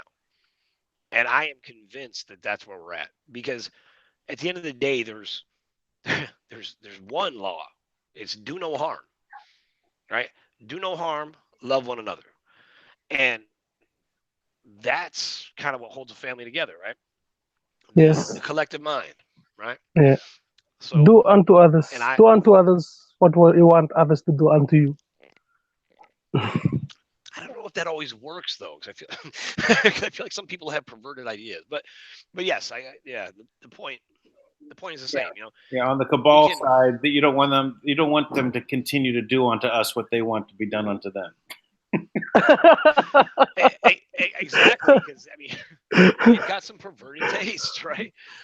But that's my point, though. Is that's why I think the transition and the integration, right? So this stage is about transition and integration. We have to be able to not do away with, you know, the purity of different cultures, or, you know, the different things of this historical, you know, timeline that we kind of exist on. We have to find ways to allow both of these realities to exist simultaneously and kind of keep a foot in both dimensions, and allow people to thrive and come to their own conclusions over time. Because some people are ready to just jump into Fiji and, you know, and live however, and just sit and learn and teach and connect with nature. And some people, you know, just couldn't handle it. You know, some people are gonna have to be eased into things. So and I think we got to consider all of those people. I think certainly, That's true. you know, that's your responsibility. As much as your responsibility is to Fiji, it's to the world, right? It doesn't just limit there, you know. So that's true. You can correct me on that. I'm just gonna No, that's so all. I feel the same it's way. all. It's all correct. Yeah. Well, you know, I just want to add that you know, you said, you know, you don't understand why it's so hard in the United States for us to make this move. And it's because the United States has been set up as the government of the world, right? It's not just the military. It's really to move its structure across the world, and so that is where it's going to be probably the hardest to change. And it's good that we have Trump in office, and that change can happen from this. And in time, you know, this is happening. I think we're going to see a lot happening this week. Their timelines and things for things to start happening seem to all be all coming down to this coming week. You know, the 2 deadline is over. You know, Kim is ready. You know, the government shakeup is about to start happening, indictments and things of that nature. So I think, you know, and of course TUI has showed up. So yeah. TUI, I want to give you you a nickname. You know, we always, I give all my people close to me. I immediately feel close to you. I always want to give you a nickname, but I'm like, you know, you're like a king chief, so I feel like I can't. No. I keep wanting to call you like Chewbacca or something, you know, something fun that we call you here in my hometown. I'm from New York, though. That's how we are. I really like your name, though. It's really cool. Tank. How do you come up with that word tank? Well, my real name is Stephen Rowe, but that's the name my parents gave me. But Tank, I was a wrestler. I was a college wrestler, and the rule was I used a very particular type of wrestling style. It's a combat style, and it's the rule was if you get in the way of a moving tank, you get run over. So makes sense. People end up calling me Tank. Makes sense.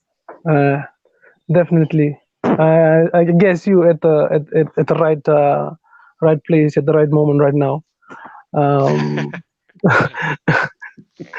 Yes. Yeah. So yesterday I was with the chief, and they were very thankful for the opportunity. Thanking everyone on the chat room, everyone that was watching live. Thank you, Dan, and thank for the opportunity to actually give them a chance to introduce themselves, just to say hi, take a picture, and it really means a lot to them that what they've been waiting for is not it's not a lifetime or 2 lifetimes away. It's right here in this now moment. Okay. And some of them were in tears because a lot of them, they've been waiting for all of their life, 40 years, 50 years, 60 years. They've been because this knowledge has been passed down from their parents, and they've been telling them as children, there is a time that's coming in the future. Maybe it will come in your lifetime when everything in the planet will change, and the manna will return to the planet, and you have to wait for it. And when it comes, make sure you're not you should be involved in it. And that's so all those people that you saw that day that were behind me, all those people all over, they come all over the country. Some of them coming from from the Vanuatu island, and the Vanuatu, that's another part of another island here in the Pacific, close to Papua New Guinea. And so they are there in that shed because all of their life they've been waiting for this particular moment, and they've been they were in tears. They were in tears because they what they've been waiting for all of their life, and they were trying to look for it. They thought it's gonna happen in the 80s or in the 90s. It's gonna happen in the 2000, and then no, it just comes in the fourth leg. There's been a few coups in our in the nation in the past few decades because of this particular reason. They've been they thought that, oh, this is the time that our role has come, and then it comes in and it comes on, and it just teach them a lesson that only love is the only way that this change will come in.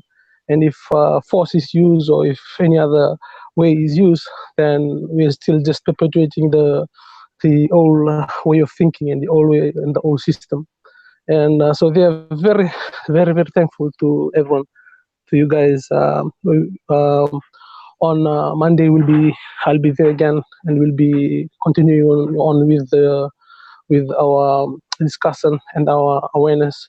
And we would like to. That's why we asked maybe Tank can come down to Fiji, and because I need the awareness. I need them to. I need them to have the same level of awareness that everyone in the team, and because they will be involved in the projects or in the new change, they need that. Even if there a time comes that Kim is free to be able to come down and teach everyone the true history of the planet, and because this will return the sovereignty to each and everyone that are sitting there, and they will be able to understand their role, and they will be able to play their part and fully express, just like the way you do.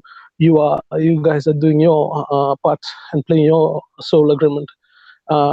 If maybe one day we can arrange with Dan to just let Kim talk to the chiefs and just tell them, or just whatever she will know at that moment in time what to say, and Yes. that information will whatever the information will be, it will give them the power to actually to regain that sovereignty physically.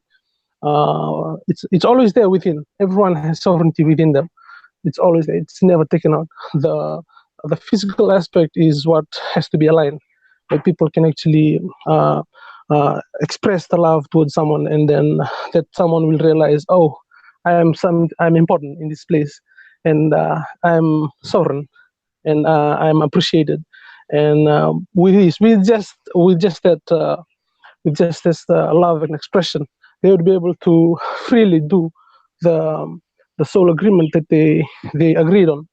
And so that was the request that the chief needed me to actually pass on to you, Dan, to you, Tank. If we can arrange on a time to do that, we would really be deeply honored to have you guys just leveling the awareness out and telling you, just let them know on what's happening and all. I know you guys will know what to say. Yeah, basically that's a request. Yeah. I guess. Tui, I'll make sure to, I've already been speaking to Kim, about you. She's aware, and I will say that you can imagine there's a tremendous amount of pressure on her. Yes. That people contact her from all over the world in need at all times, all over, and then there's also various forms of tragedies and obstacles and opportunities that she has to, manage in this massive worldwide diplomatic kind of awareness movement. But I will say that what is a very good sign to me is when the one of the 5 original tribes is stepping up and saying we're ready to be part of this part of it, right? And I think that'll be a very significant movement and moment for the whole planet, but hopefully also particularly with Kim, it'll assist her. So I know that she'll be open to that, and I also know that there is a very specific timing, and I will relay that to you. If that's what she wants me to do. A lot of times with government things, she has her own access points, but in this case, whatever she wants, if I can arrange it, which it does look like I can, by the way, I'm sure she will be very amiable to speaking to the tribal chiefs and talking about the time, this transition, and I'll be more than happy to facilitate that conversation. I don't think we'll be doing that live, but yeah. Thank you so much. I guess that's all I'm here for today. Thank you so much for the discussion. Thank you so much, Tank, for assuring this assurance that we'll be able to do that. We'll be looking forward to it, and I know we will be deeply honored to actually sit down with you and with her and be able to share and discuss on. Just by doing that, they will feel really, really encouraged, and they will be able to know that all those waiting that they've been doing has, actually, it's not just here already. We know that it's just the beginning, but we will be looking for that the new lessons that's ahead of us will be something that everyone will benefit from, and everyone will learn and learn from, and be able to regain and remember the sovereignty within them. Thank you so much, Tank. Tui, I want to ask you a question. If you're part of one of the 5 tribes, who are the other tribes? Where are they? You have the for the 5 expression. I don't call them tribes. I call them expression, because originally there are 12 tribes all over the planet, and there are 5 expression of the 12 tribes. So the 5 will be, for example, from here in the Pacific, that is Fiji. From there in and not only that, for the past thousands of years, these are the five tribes have been in control of the trust, and so that's not just the trust, the AI that's organizing, and they have their role on that period of time that they were given to set a foundation to this change that's happening right now. So without them doing all those things in the past, this won't be happening now. And so the 5 tribes are in that manner, and they can come in right now, because once they realize the changes and their role in the past, they'll come back and they will be able to fulfill that role that they, even though partially in the past, because they had control over the AI, they would be leading the world. They'll be given the sovereignty to reign over the planet. So all these specifically, as I mentioned the last time, there were 5 different variations. The from the darkest color, from the black, the brown, the red, the yellow, and the white. And they know who they are. These are the 5 expression of the DNA on the planet and the original agreement that happened. Not even 26,000, but even before that, 26,000 years before that. The cycle of 26,000 years is just it's almost like how you have a year, how you have 2,000 years, how you have 4,000 years. So this cycle happens in this long period, and this agreement was set up for the world to actually run in this manner to create a state of emergency on the planet. And so the great dragon, we call him the Great White Throne because that's his title. We don't call him by name because of respect. I've never called him by name since I was young. We just call him the Great White Throne because he was the sovereign at that time when I was much younger, and he was given the control.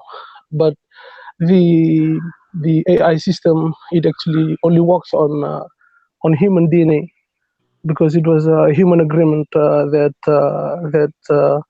was supposed to be in control. And so these 5 tribes is not just a now moment, like all of them are coming in today. No, all of us have been involved through the thousands of years on how these big lessons that everyone needs to know, and how all the experience of war, of suffering, of all this has to be gathered and to be pledged to the trust. And however, whatever lifetime they actually exist.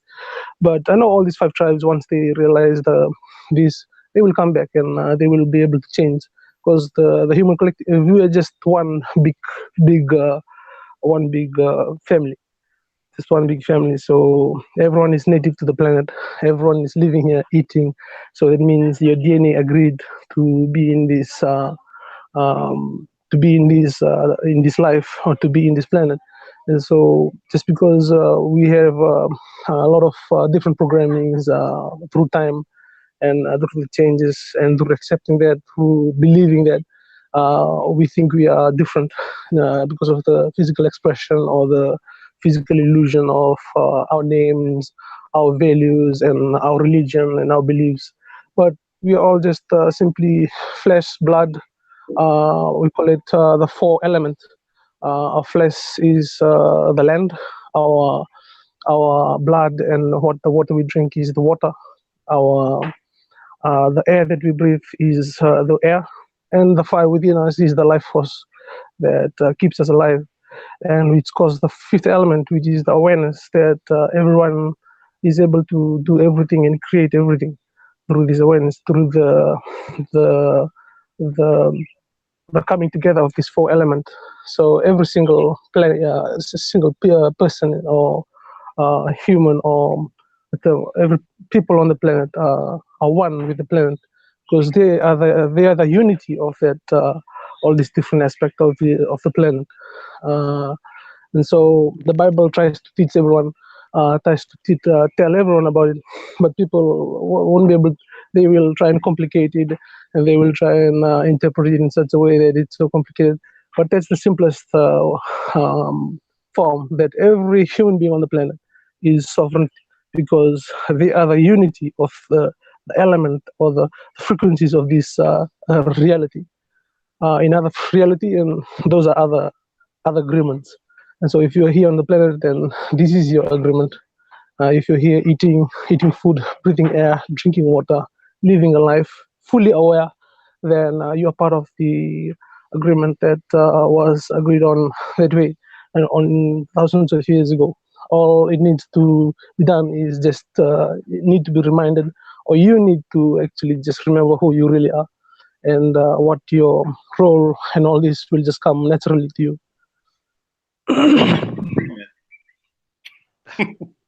I'm in agreement. Let's. Yeah, man. I love that. Every word of that. I But always think about that. A lot of times, it's not about learning. It's about remembering. Yeah. let So I me ask prefer that. another question, because let's speed things up here, right? Because we got a lot to do.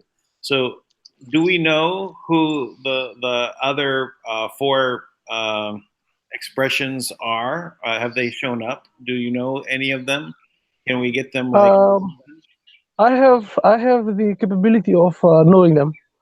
That's how I know Kim, and I'll be able to know the rest of the rest of the role that they have to be playing.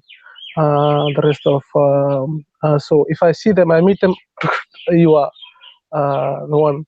A tank is actually one of, and both of you are coming back from the future to come and do this, and that's why you are involved in the know. In the you were there and we were talking, and this is not supposed to be a coincidence to both of all of you or you, even those people who are interested in watching this show. They're all here to recreate this new reality, and so only the powerful ones are right there standing up for and getting being known. And I know that like I know Tank is one of the soul guardian that is here to guide the planet to these new timelines. And for your question, then as soon as I meet them, I'll know exactly. I know exactly who they are. They'll just be like me. We have strange knowing for like we don't learn anything. We stay in the farm like this, and we just know stuff that I can't explain it. Yeah. I Well, get it. I know exactly what you mean. let's do a reach out, and get them to come on and get on, and we can have a conversation so we can move this thing forward faster. Yes, definitely. Tui, They'll come. Yeah. I'm sorry. I have had two other one other chief who I believe at very least that individual believes that they are one of the five, and another group, at least two others, have reached out to me as well privately, and I will Okay. gladly connect if that benefits the situation. I'll gladly connect you. Yeah, it's okay. The more, I mean, I'm open to like I don't see anyone as more important than any other person on the planet, because everyone is just equally has the innate value that is just the same. It's just that the role that has to be played has to be just to be realized, and if they know they're fulfilling their soul agreement, then it's I mean it's in everyone's interest, and then it's really good. I definitely would like to talk to them, and yeah, I don't yeah, so I don't even value like me as what like no, I know the chiefs, they understand they know things about me, but no, everyone has their own role. Is they're just important as Kim is, as you Tank is. Without this, nothing. It will just break. It will just take much longer. It will just it will be stuck. And so I guess Tank, I'll be really honored if we can get in touch, or you can talk with the other chiefs that are in contact with you. I guess yeah, Yeah, that's it. I mean, this is this is all I do. So I'm Hmm. available. I'm at your service. Whatever you need. I did reach out to you. Now that you connected with me on Telegram, it should be easier. But I know there might be a delay a little bit. So I don't know if you're getting my messages when I send them to you. But I just got like 3 of your messages all at once today. They hadn't come through until today. So I see. I guess it's yes. maybe because of that the problem you're having on the network and the internet and all the application not running Yeah. at full capacity. Because I messaged Well, you on.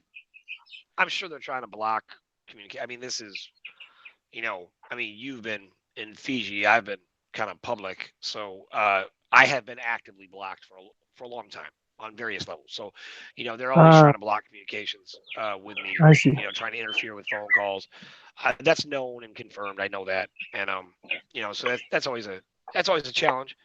But that's okay. I mean, it always makes it to me, and we'll always get through that. I'll work around it and I'll make sure that everything in my power to make sure that meeting happens between the Chiefs and yourself and Kim. And by the way, just for the record, it's okay. It's okay to be confident and and play your role, and it doesn't make you cocky. It doesn't make you arrogant. It's okay. Leadership is like any other role. It's just your job, but it's your job to lead. So don't stand down from that. It doesn't mean that you're more important, but it's very important that you play your role too. Just amen to that. yes, sir. And that's why Ratu, Ratu Tui, Yes, Ratu. Ratu Serafim Tui. Well, that's good. We're moving along here. Let's keep moving and getting everyone together, and so we're all on the same page, and we can roll with it. So because we get all the energy moving, and nothing can stop it. We'll make this happen, now, and then waiting another month. What? Let's not wait. Indeed. Don't wait for the GCR. Get moving. Tui, I'm curious, just energetically, because obviously everything with the energy has to move first. Now,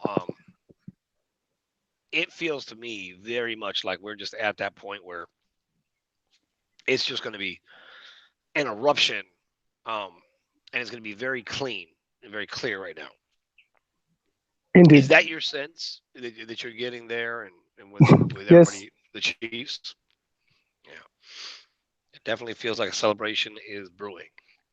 Yes. But I feel like it's now too. By the way, just to be clear, when I say that, I feel like a lot of times because we've had to wait for this, we haven't been in the same kind of a frequency that we are right now.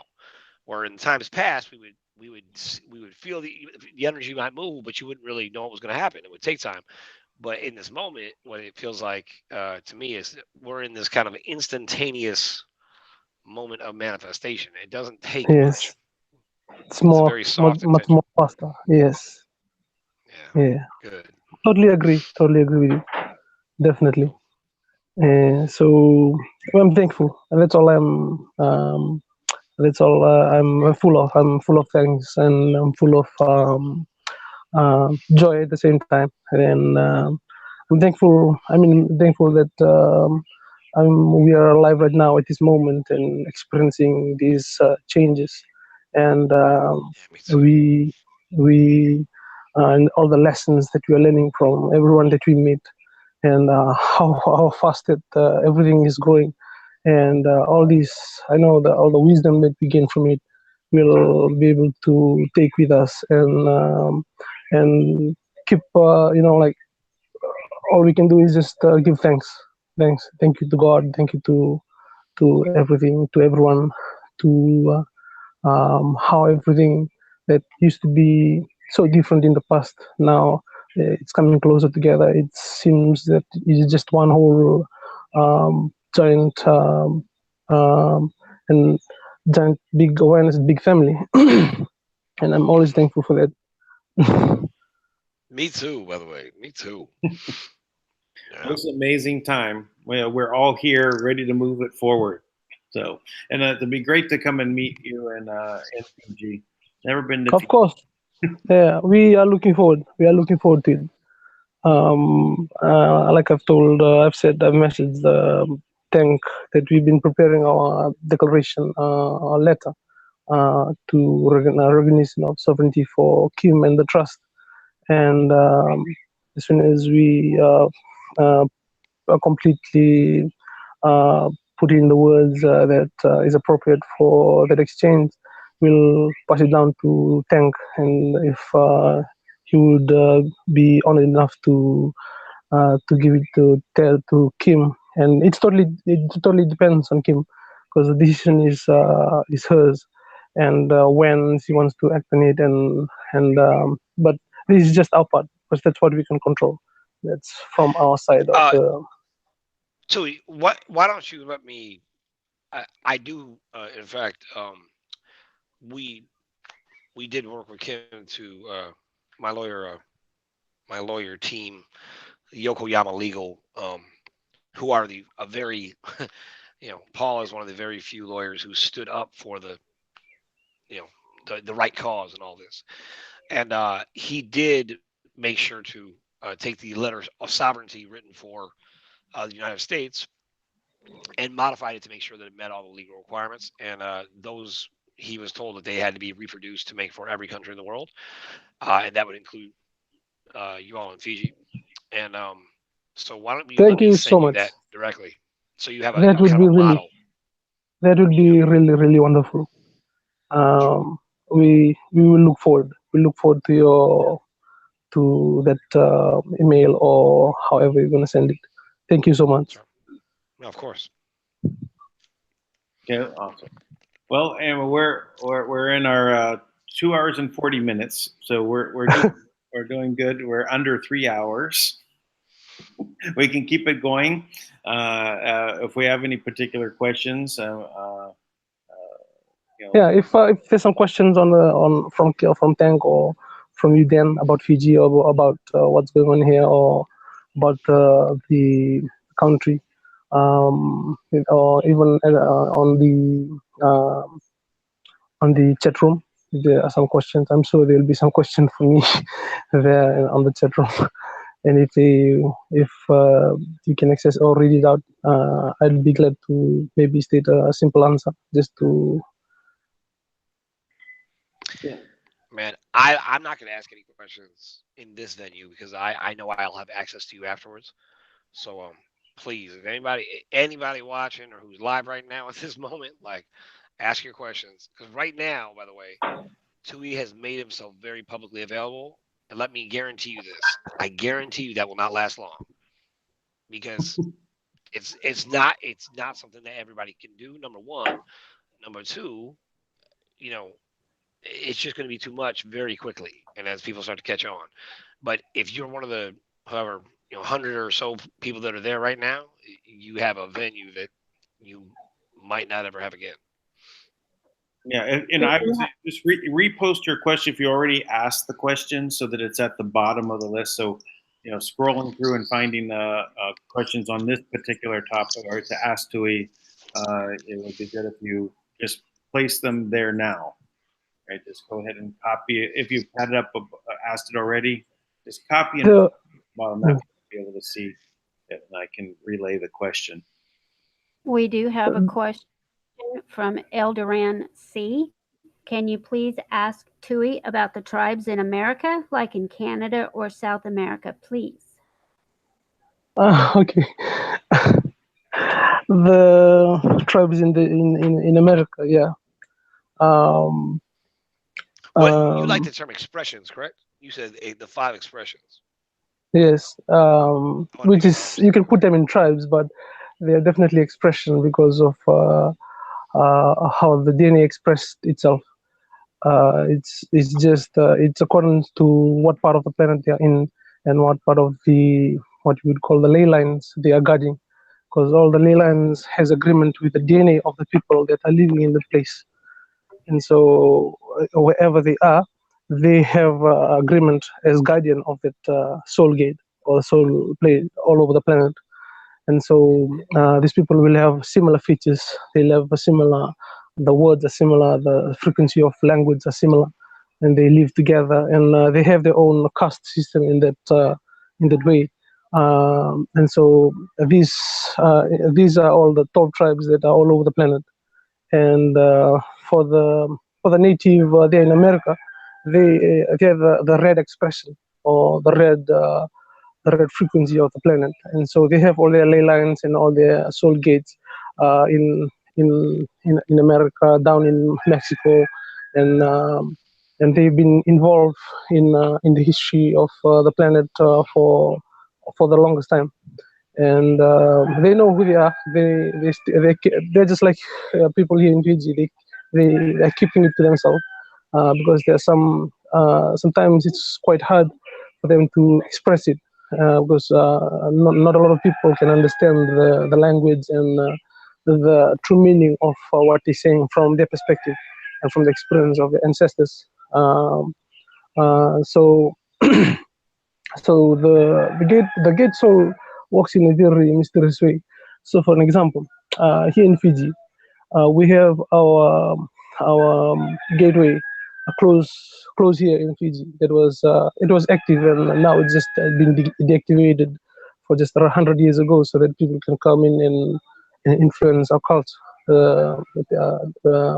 Sailors can come in, and the first time for them to discover Fiji. Before, they were not allowed to do that. They were not able to access this part of the planet because of the agreement, long agreement. And so what happens is when these people come here, and when their children are born here on this gateway, they become guardians of this gateway. So if they are born here in Fiji, like Tank was mentioning, one of her friends, Judy, we were talking yesterday. She was born here in Fiji, and I told him, and then you are Kaiviti. That means your spirit is from this gateway, and you are a family here in this gateway. So wherever you are born, which part of the planet, you will always have that connection to it, and it's in the DNA. So and the trust works in this way as well. Every part of the planet, for example, people are mining gold. The AI knows exactly which part of the planet or which place in three-dimensional reality that gold comes from, because it's in that the molecule of those or the atoms in the um, in the gold or in the smallest particle. And so no matter how much you try and melt it down or you try and convert it into anything, the AI know exactly which part of the planet this gold comes from, and then it will take it back. And then if it has value to the native community, it actually, because they have sovereignty in the place, then because of their awareness or because of the life essence, and that becomes it belongs to them in a way. But so the spiritual body is also that way. So everyone in America right now, if you're born there, even if you come from different countries, your soul comes from those gateways that that is input into your DNA, and when you die, you will live the same way. And that's how.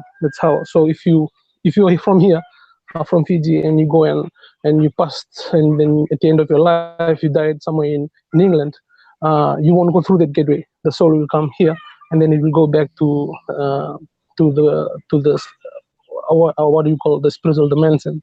And there are beings that look after this, and they look after it's a very, very ancient machine. It's a very that works like clockwork.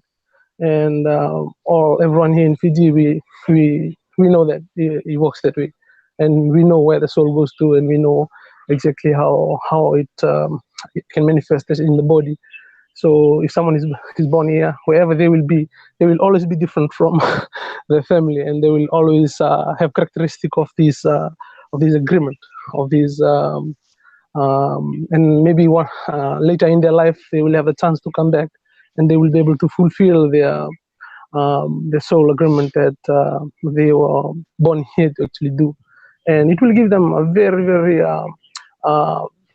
complete, full of joy experience of satisfaction and complete joy. Just being, it will be a really deep, just a deep awareness that they are home in a way.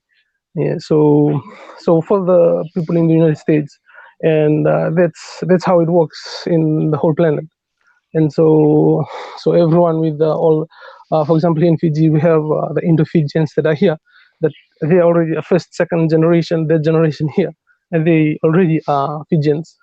So no matter if they go back to India, they will never feel at home there.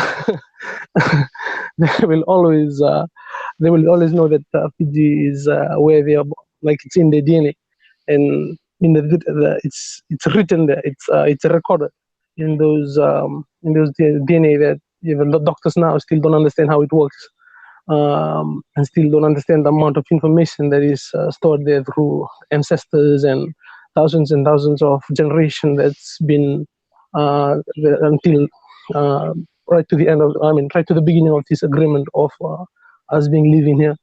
And so, yeah, it's nothing. I'm sure once we have access, not access, once because this information is actually in the AI that Kim is uh,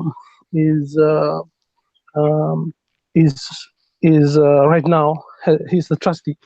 So it's not just assets and all that being pledged to the trust. No, this whole agreement is also part of the agreement that one day we'll have access to, and we'll be able to understand our true history and all those history that was created for just to replace it for a time. Will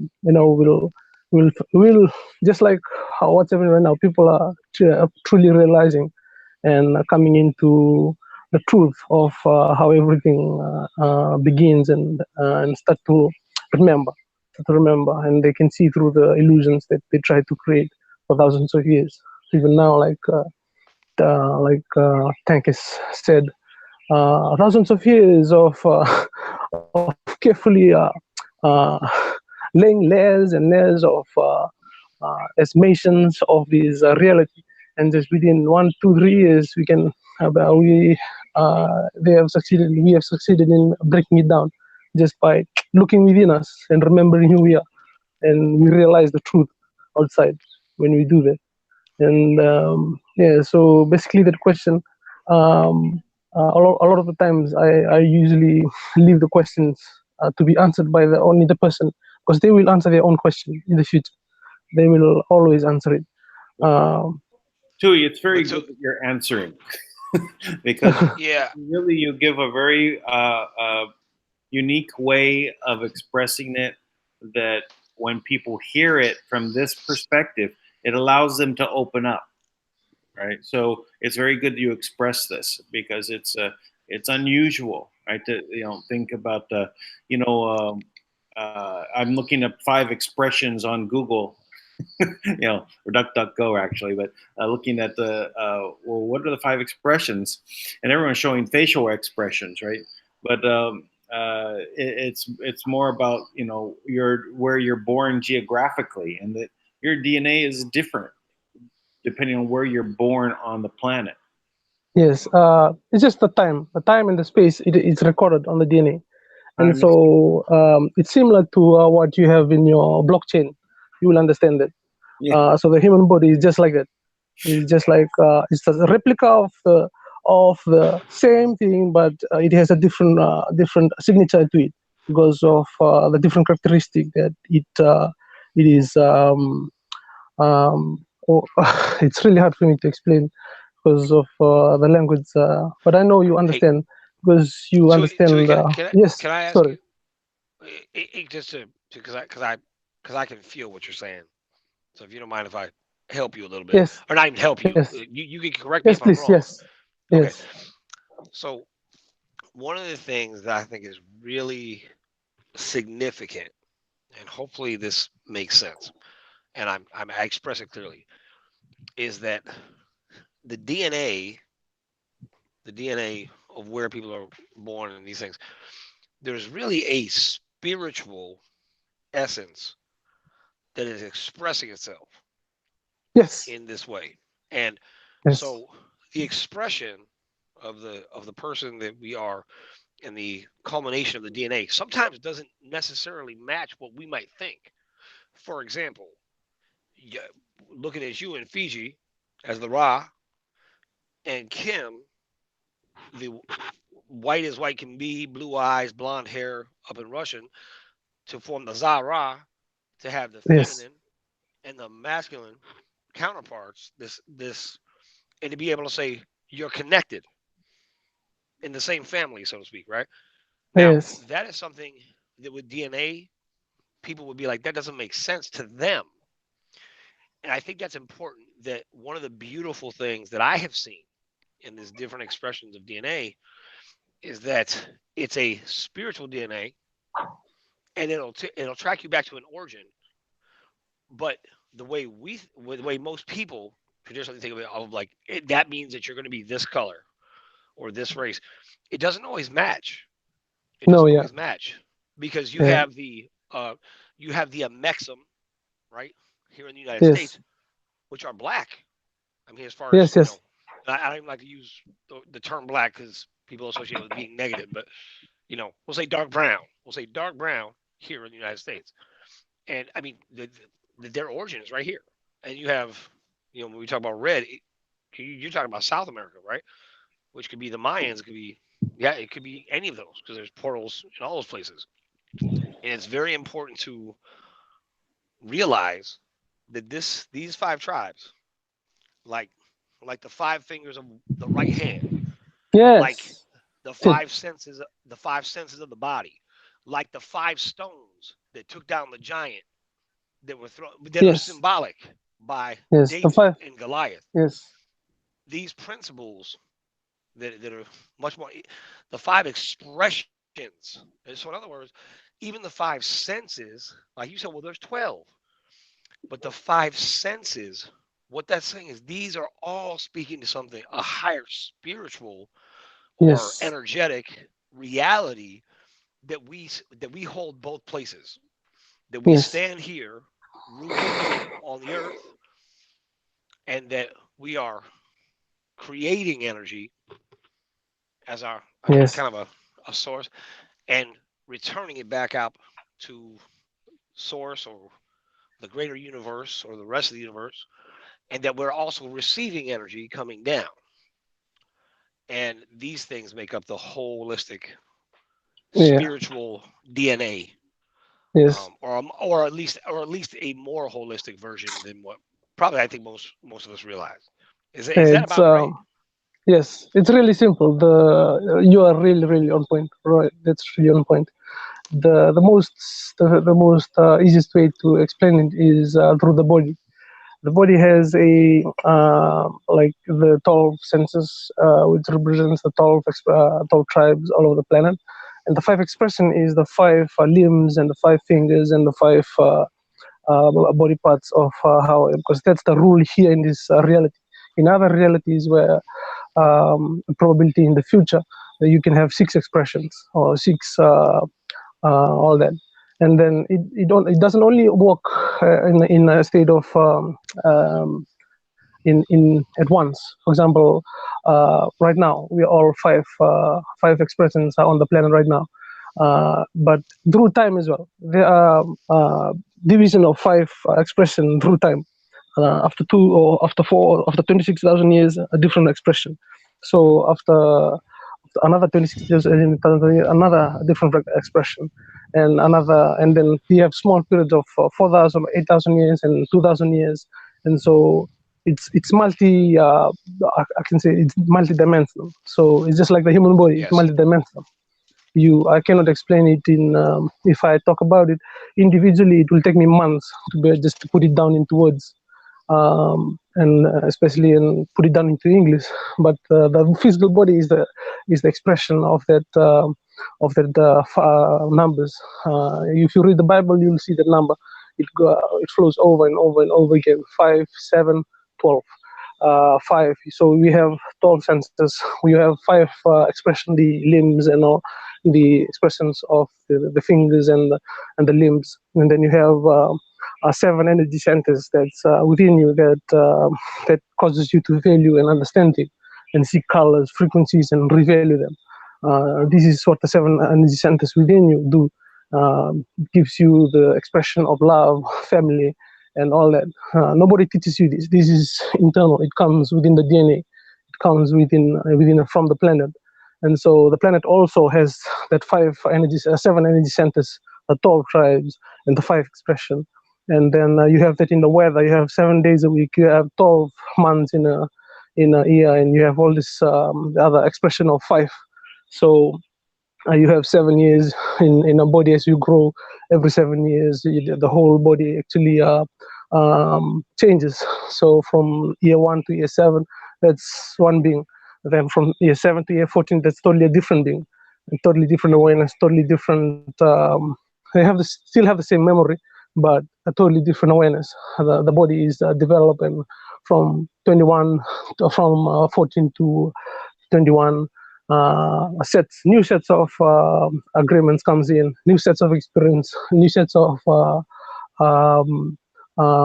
understanding comes in, and then from now I'm 33.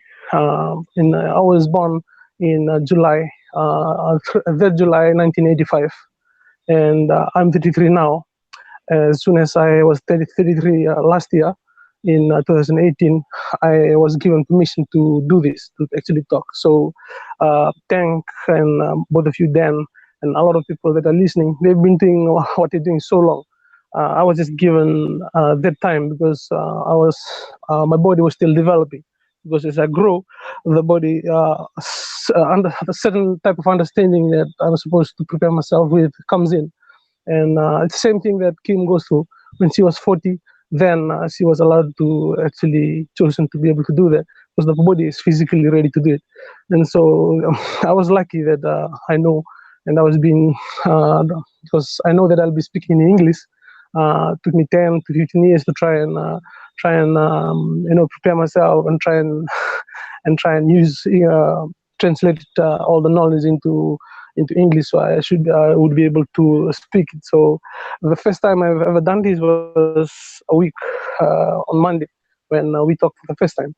That's the first time that I've ever spoken like English in public and in I don't know what came over me to to just call you, because I've been holding back, and I've been telling my ancestors that no, I can do it.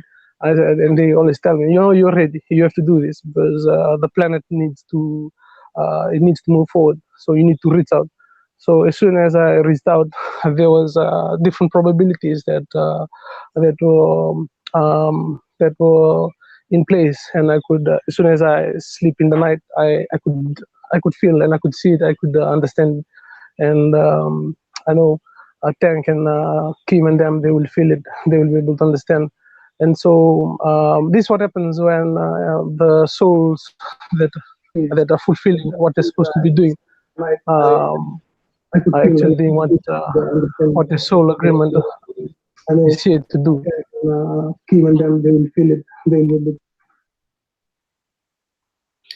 Well, you are perfect in explaining these concepts in English. So please keep doing it so we can all understand. This is so if you see them today is a little bit more fluent than the first time. So I told the chief, as I do this more, my body will get attuned to it because I'm not so used to calling. My communication usually with physical communication.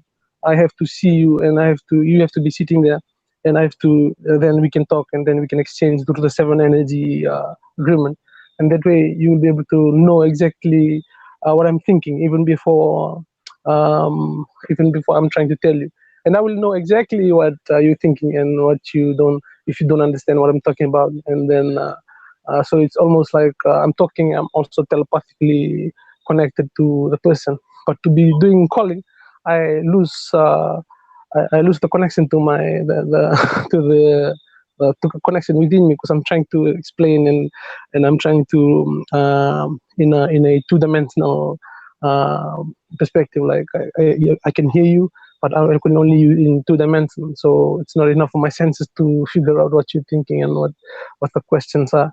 And I always interfere when you guys are saying something and it disturbs the show the video, and I'm trying to learn that. So I hope I'm doing well. This is my third time online on the show, and I'm thankful for you, Dan, and thank for this opportunity. Thank you. I feel exactly what you're saying. I travel the world, and I am horrible at learning languages. I'm really bad, but I communicate with everybody, and by it's almost like a feeling, like a even when speaking other language to me, I can get across the communication by the feeling of it. Yes. But Both of you and Dan, you are so good at that because of your soul agreements. You've been given that when you're born to be able to do that. So when the time comes for you to actually do your work, you'll be able to do it efficiently because of the experience you've learned through your life. Um, and so I'm not surprised by the capabilities that you have now. I'm just, like now that I'm saying it out in words, you'll be able to see this thing gives assurance to all your experience that maybe sometimes in your life you'll be questioning, is it normal or is it no, but those are gifts that comes with you because of this particular work that we are doing right now. I get it. Yeah, no, it's definitely part of this time in our history that everybody has a role to play to come to do things, and it's time for those that are watching that may have been on the wrong side of thing also to stop doing the wrong thing, start doing the right thing. This is part of this reach out for us to move things forward quickly. Right? We don't want to keep holding on to to this old negative experience. We want to let it go and move to a positive place. Totally agree. Yeah, So you're always welcome to come on and start to express your English. Yes, thank you very much. Thank you so much, Dan. I will say thank you so much. It really does. So please don't feel you need to hold back, or because you're really helping in a tremendous way. I mean, I've learned a lot in just listening to you, and that they just resonate. It just rings true. What I'm hearing from you and what I'm feeling. Yeah. The expression of feeling it. Yes, because the thing, what I'm explaining is nothing new. It's very, very old. It's it's all around us. It's just, I just wanted to actually just bring it out to the awareness of the people, so that once they look within them, once they look at their life, and they will fully realize what is always been there, what is always been around them, but because of all the programming and all the systems that has been pushed in front of them, and then they weren't able to see the things that they take for granted, but they are the most important thing. That when this change comes in, these things that we used to take for granted will come back, and we'll start to remember that the most powerful technology that that you are part of, that your body is part of, planet is part of, is very, very simple. That's why it's really, really hard to actually understand it. And if we're all if I was just doing a video all by myself and just speaking, certain people would be able to understand me, right? Because they have a frame of reference, and they have a level of communication. When Tank and I are on and we're speaking together, he's saying things a little bit differently than the way I say them, but that broadens the number of people that can hear both of us. And then when you right. and you're expressing something that's adding to what we're doing, it's definitely expanding the overall communication, so more people can hear it, feel it, and express it. So it's indeed very important. That's why if we get all five of the expressions to come on and communicate to everybody, this would really supercharge the flow, so that we can go quickly and as possible. Just the last point, because you're talking about the last the rest of the 5 expression, or the rest of the people that are supposed to be involved. which is one of the maybe later on in maybe another show we'll talk about the role that like how you and Tank are playing, which is the role that my role is to get the rest of the people. That's what I am. If you can get it, yeah. So I'm supposed to be looking for them physically. So all right now, all I need from Kim, as soon as he can fully, I mean, I know that she's gonna fully understand the point. As soon as I regain that sovereignty, we will be doing that physical. I will be traveling all over the planet. So that's our mission or our project. Yeah. We'll do that here. We'll do that here in my island. Then we'll do it to the rest of the Pacific Islands, and then we'll do it to all the people in the Asian group, India, and I will just go there and tell them physically that time has changed. That I will do it in our traditional way, because this is from a native. What can I say? Using the native language and recognizing their sovereignties all over the planet, and they would be able to understand that they won't hear it from the TV or from the internet. And when we go there physically, it will carry a lot of weight on how sovereignty has to be expressed. This is why it's supposed to be physical. If it's not physical, then it's not binding. I can send a message to India, to the Prime Minister, and give them sovereignty, and I declare and we recognize your sovereignty as India. But it's not like it doesn't carry weight. And this is what we practice here in our culture.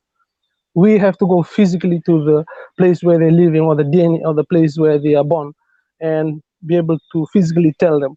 And that's the most important thing for our recognition of sovereignty. For example, like in England, the Queen. You will never see the Queen knighting a knight through a call or through a message. The knight has to be there physically in order for the agreement to be spiritually binding. You understand this in the law of business.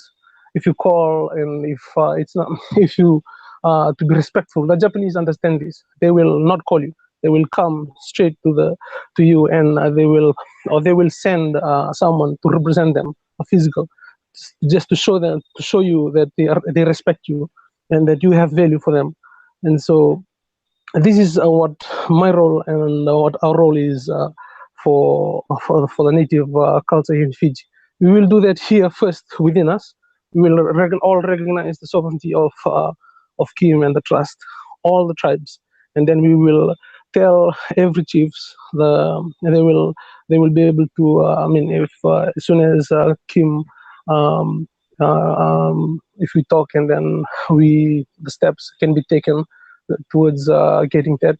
Then the next step is doing it to the rest of the 12 tribes here, the Hawaiians, the people of Tonga, Samoa, the Maoris of New Zealand, the Aboriginal of Australia, the Solomon Islands, Vanuatu, the Kanaki of New Caledonia, the Philippines. We are also coming to the Philippines too, because that sovereignty has to be recognized only in physical form, because it's been long lost. People have forgotten that the spiritual energy or agreement can be done in thought form, or in a verbal, or in written form. But to be able to recognize someone, to be able to know someone really well, you have to see them physically, and you can create a physical bond that is binding also in the spiritual level. And so that's the reason why we're reaching out to Kim, because we know that Kim is really busy, and she has a lot on her hands right now. And we will be the one doing this for her, reaching out to everyone, letting everyone know physically. We'll put it up in the news. We'll put up a website for everything. We'll just be talking about sovereignty from here, and you can hear us from the Philippines and from wherever you are in the world. Yeah. Well, Tui, I completely agree. In fact, I had a few days ago, I said to Tank that once the money is available for bringing things together, it's going to be 6 months of just traveling and meeting people, the people that Yes. are necessary to bring them into what we're doing and to basically start the process, and then and we so nothing will happen overnight, but we have to meet people in person to express to them Yes. the That's technology what we're doing experience here is good, right? And yes. but the level of communication is 2D, you were mentioning, right? Yes. But to get to this higher dimensional of communication, the bonding of being physical, to embrace one another is very important. That's what makes it. Yes. I Yes. I agree. Yeah.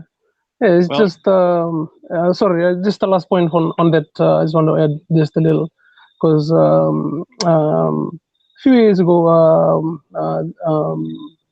Kim actually mentioned that she is already given the sovereignty to everyone on the planet because of how the trust um, created a trust that bind all the soul on the planet to a trust on the Vatican, and then we can, if it won't be really like, we can just say it out, and then if everyone, if people will hear it, maybe messages will be sent to all the countries to be able to tell them of the new change and what would they want to join the trust and the trustee.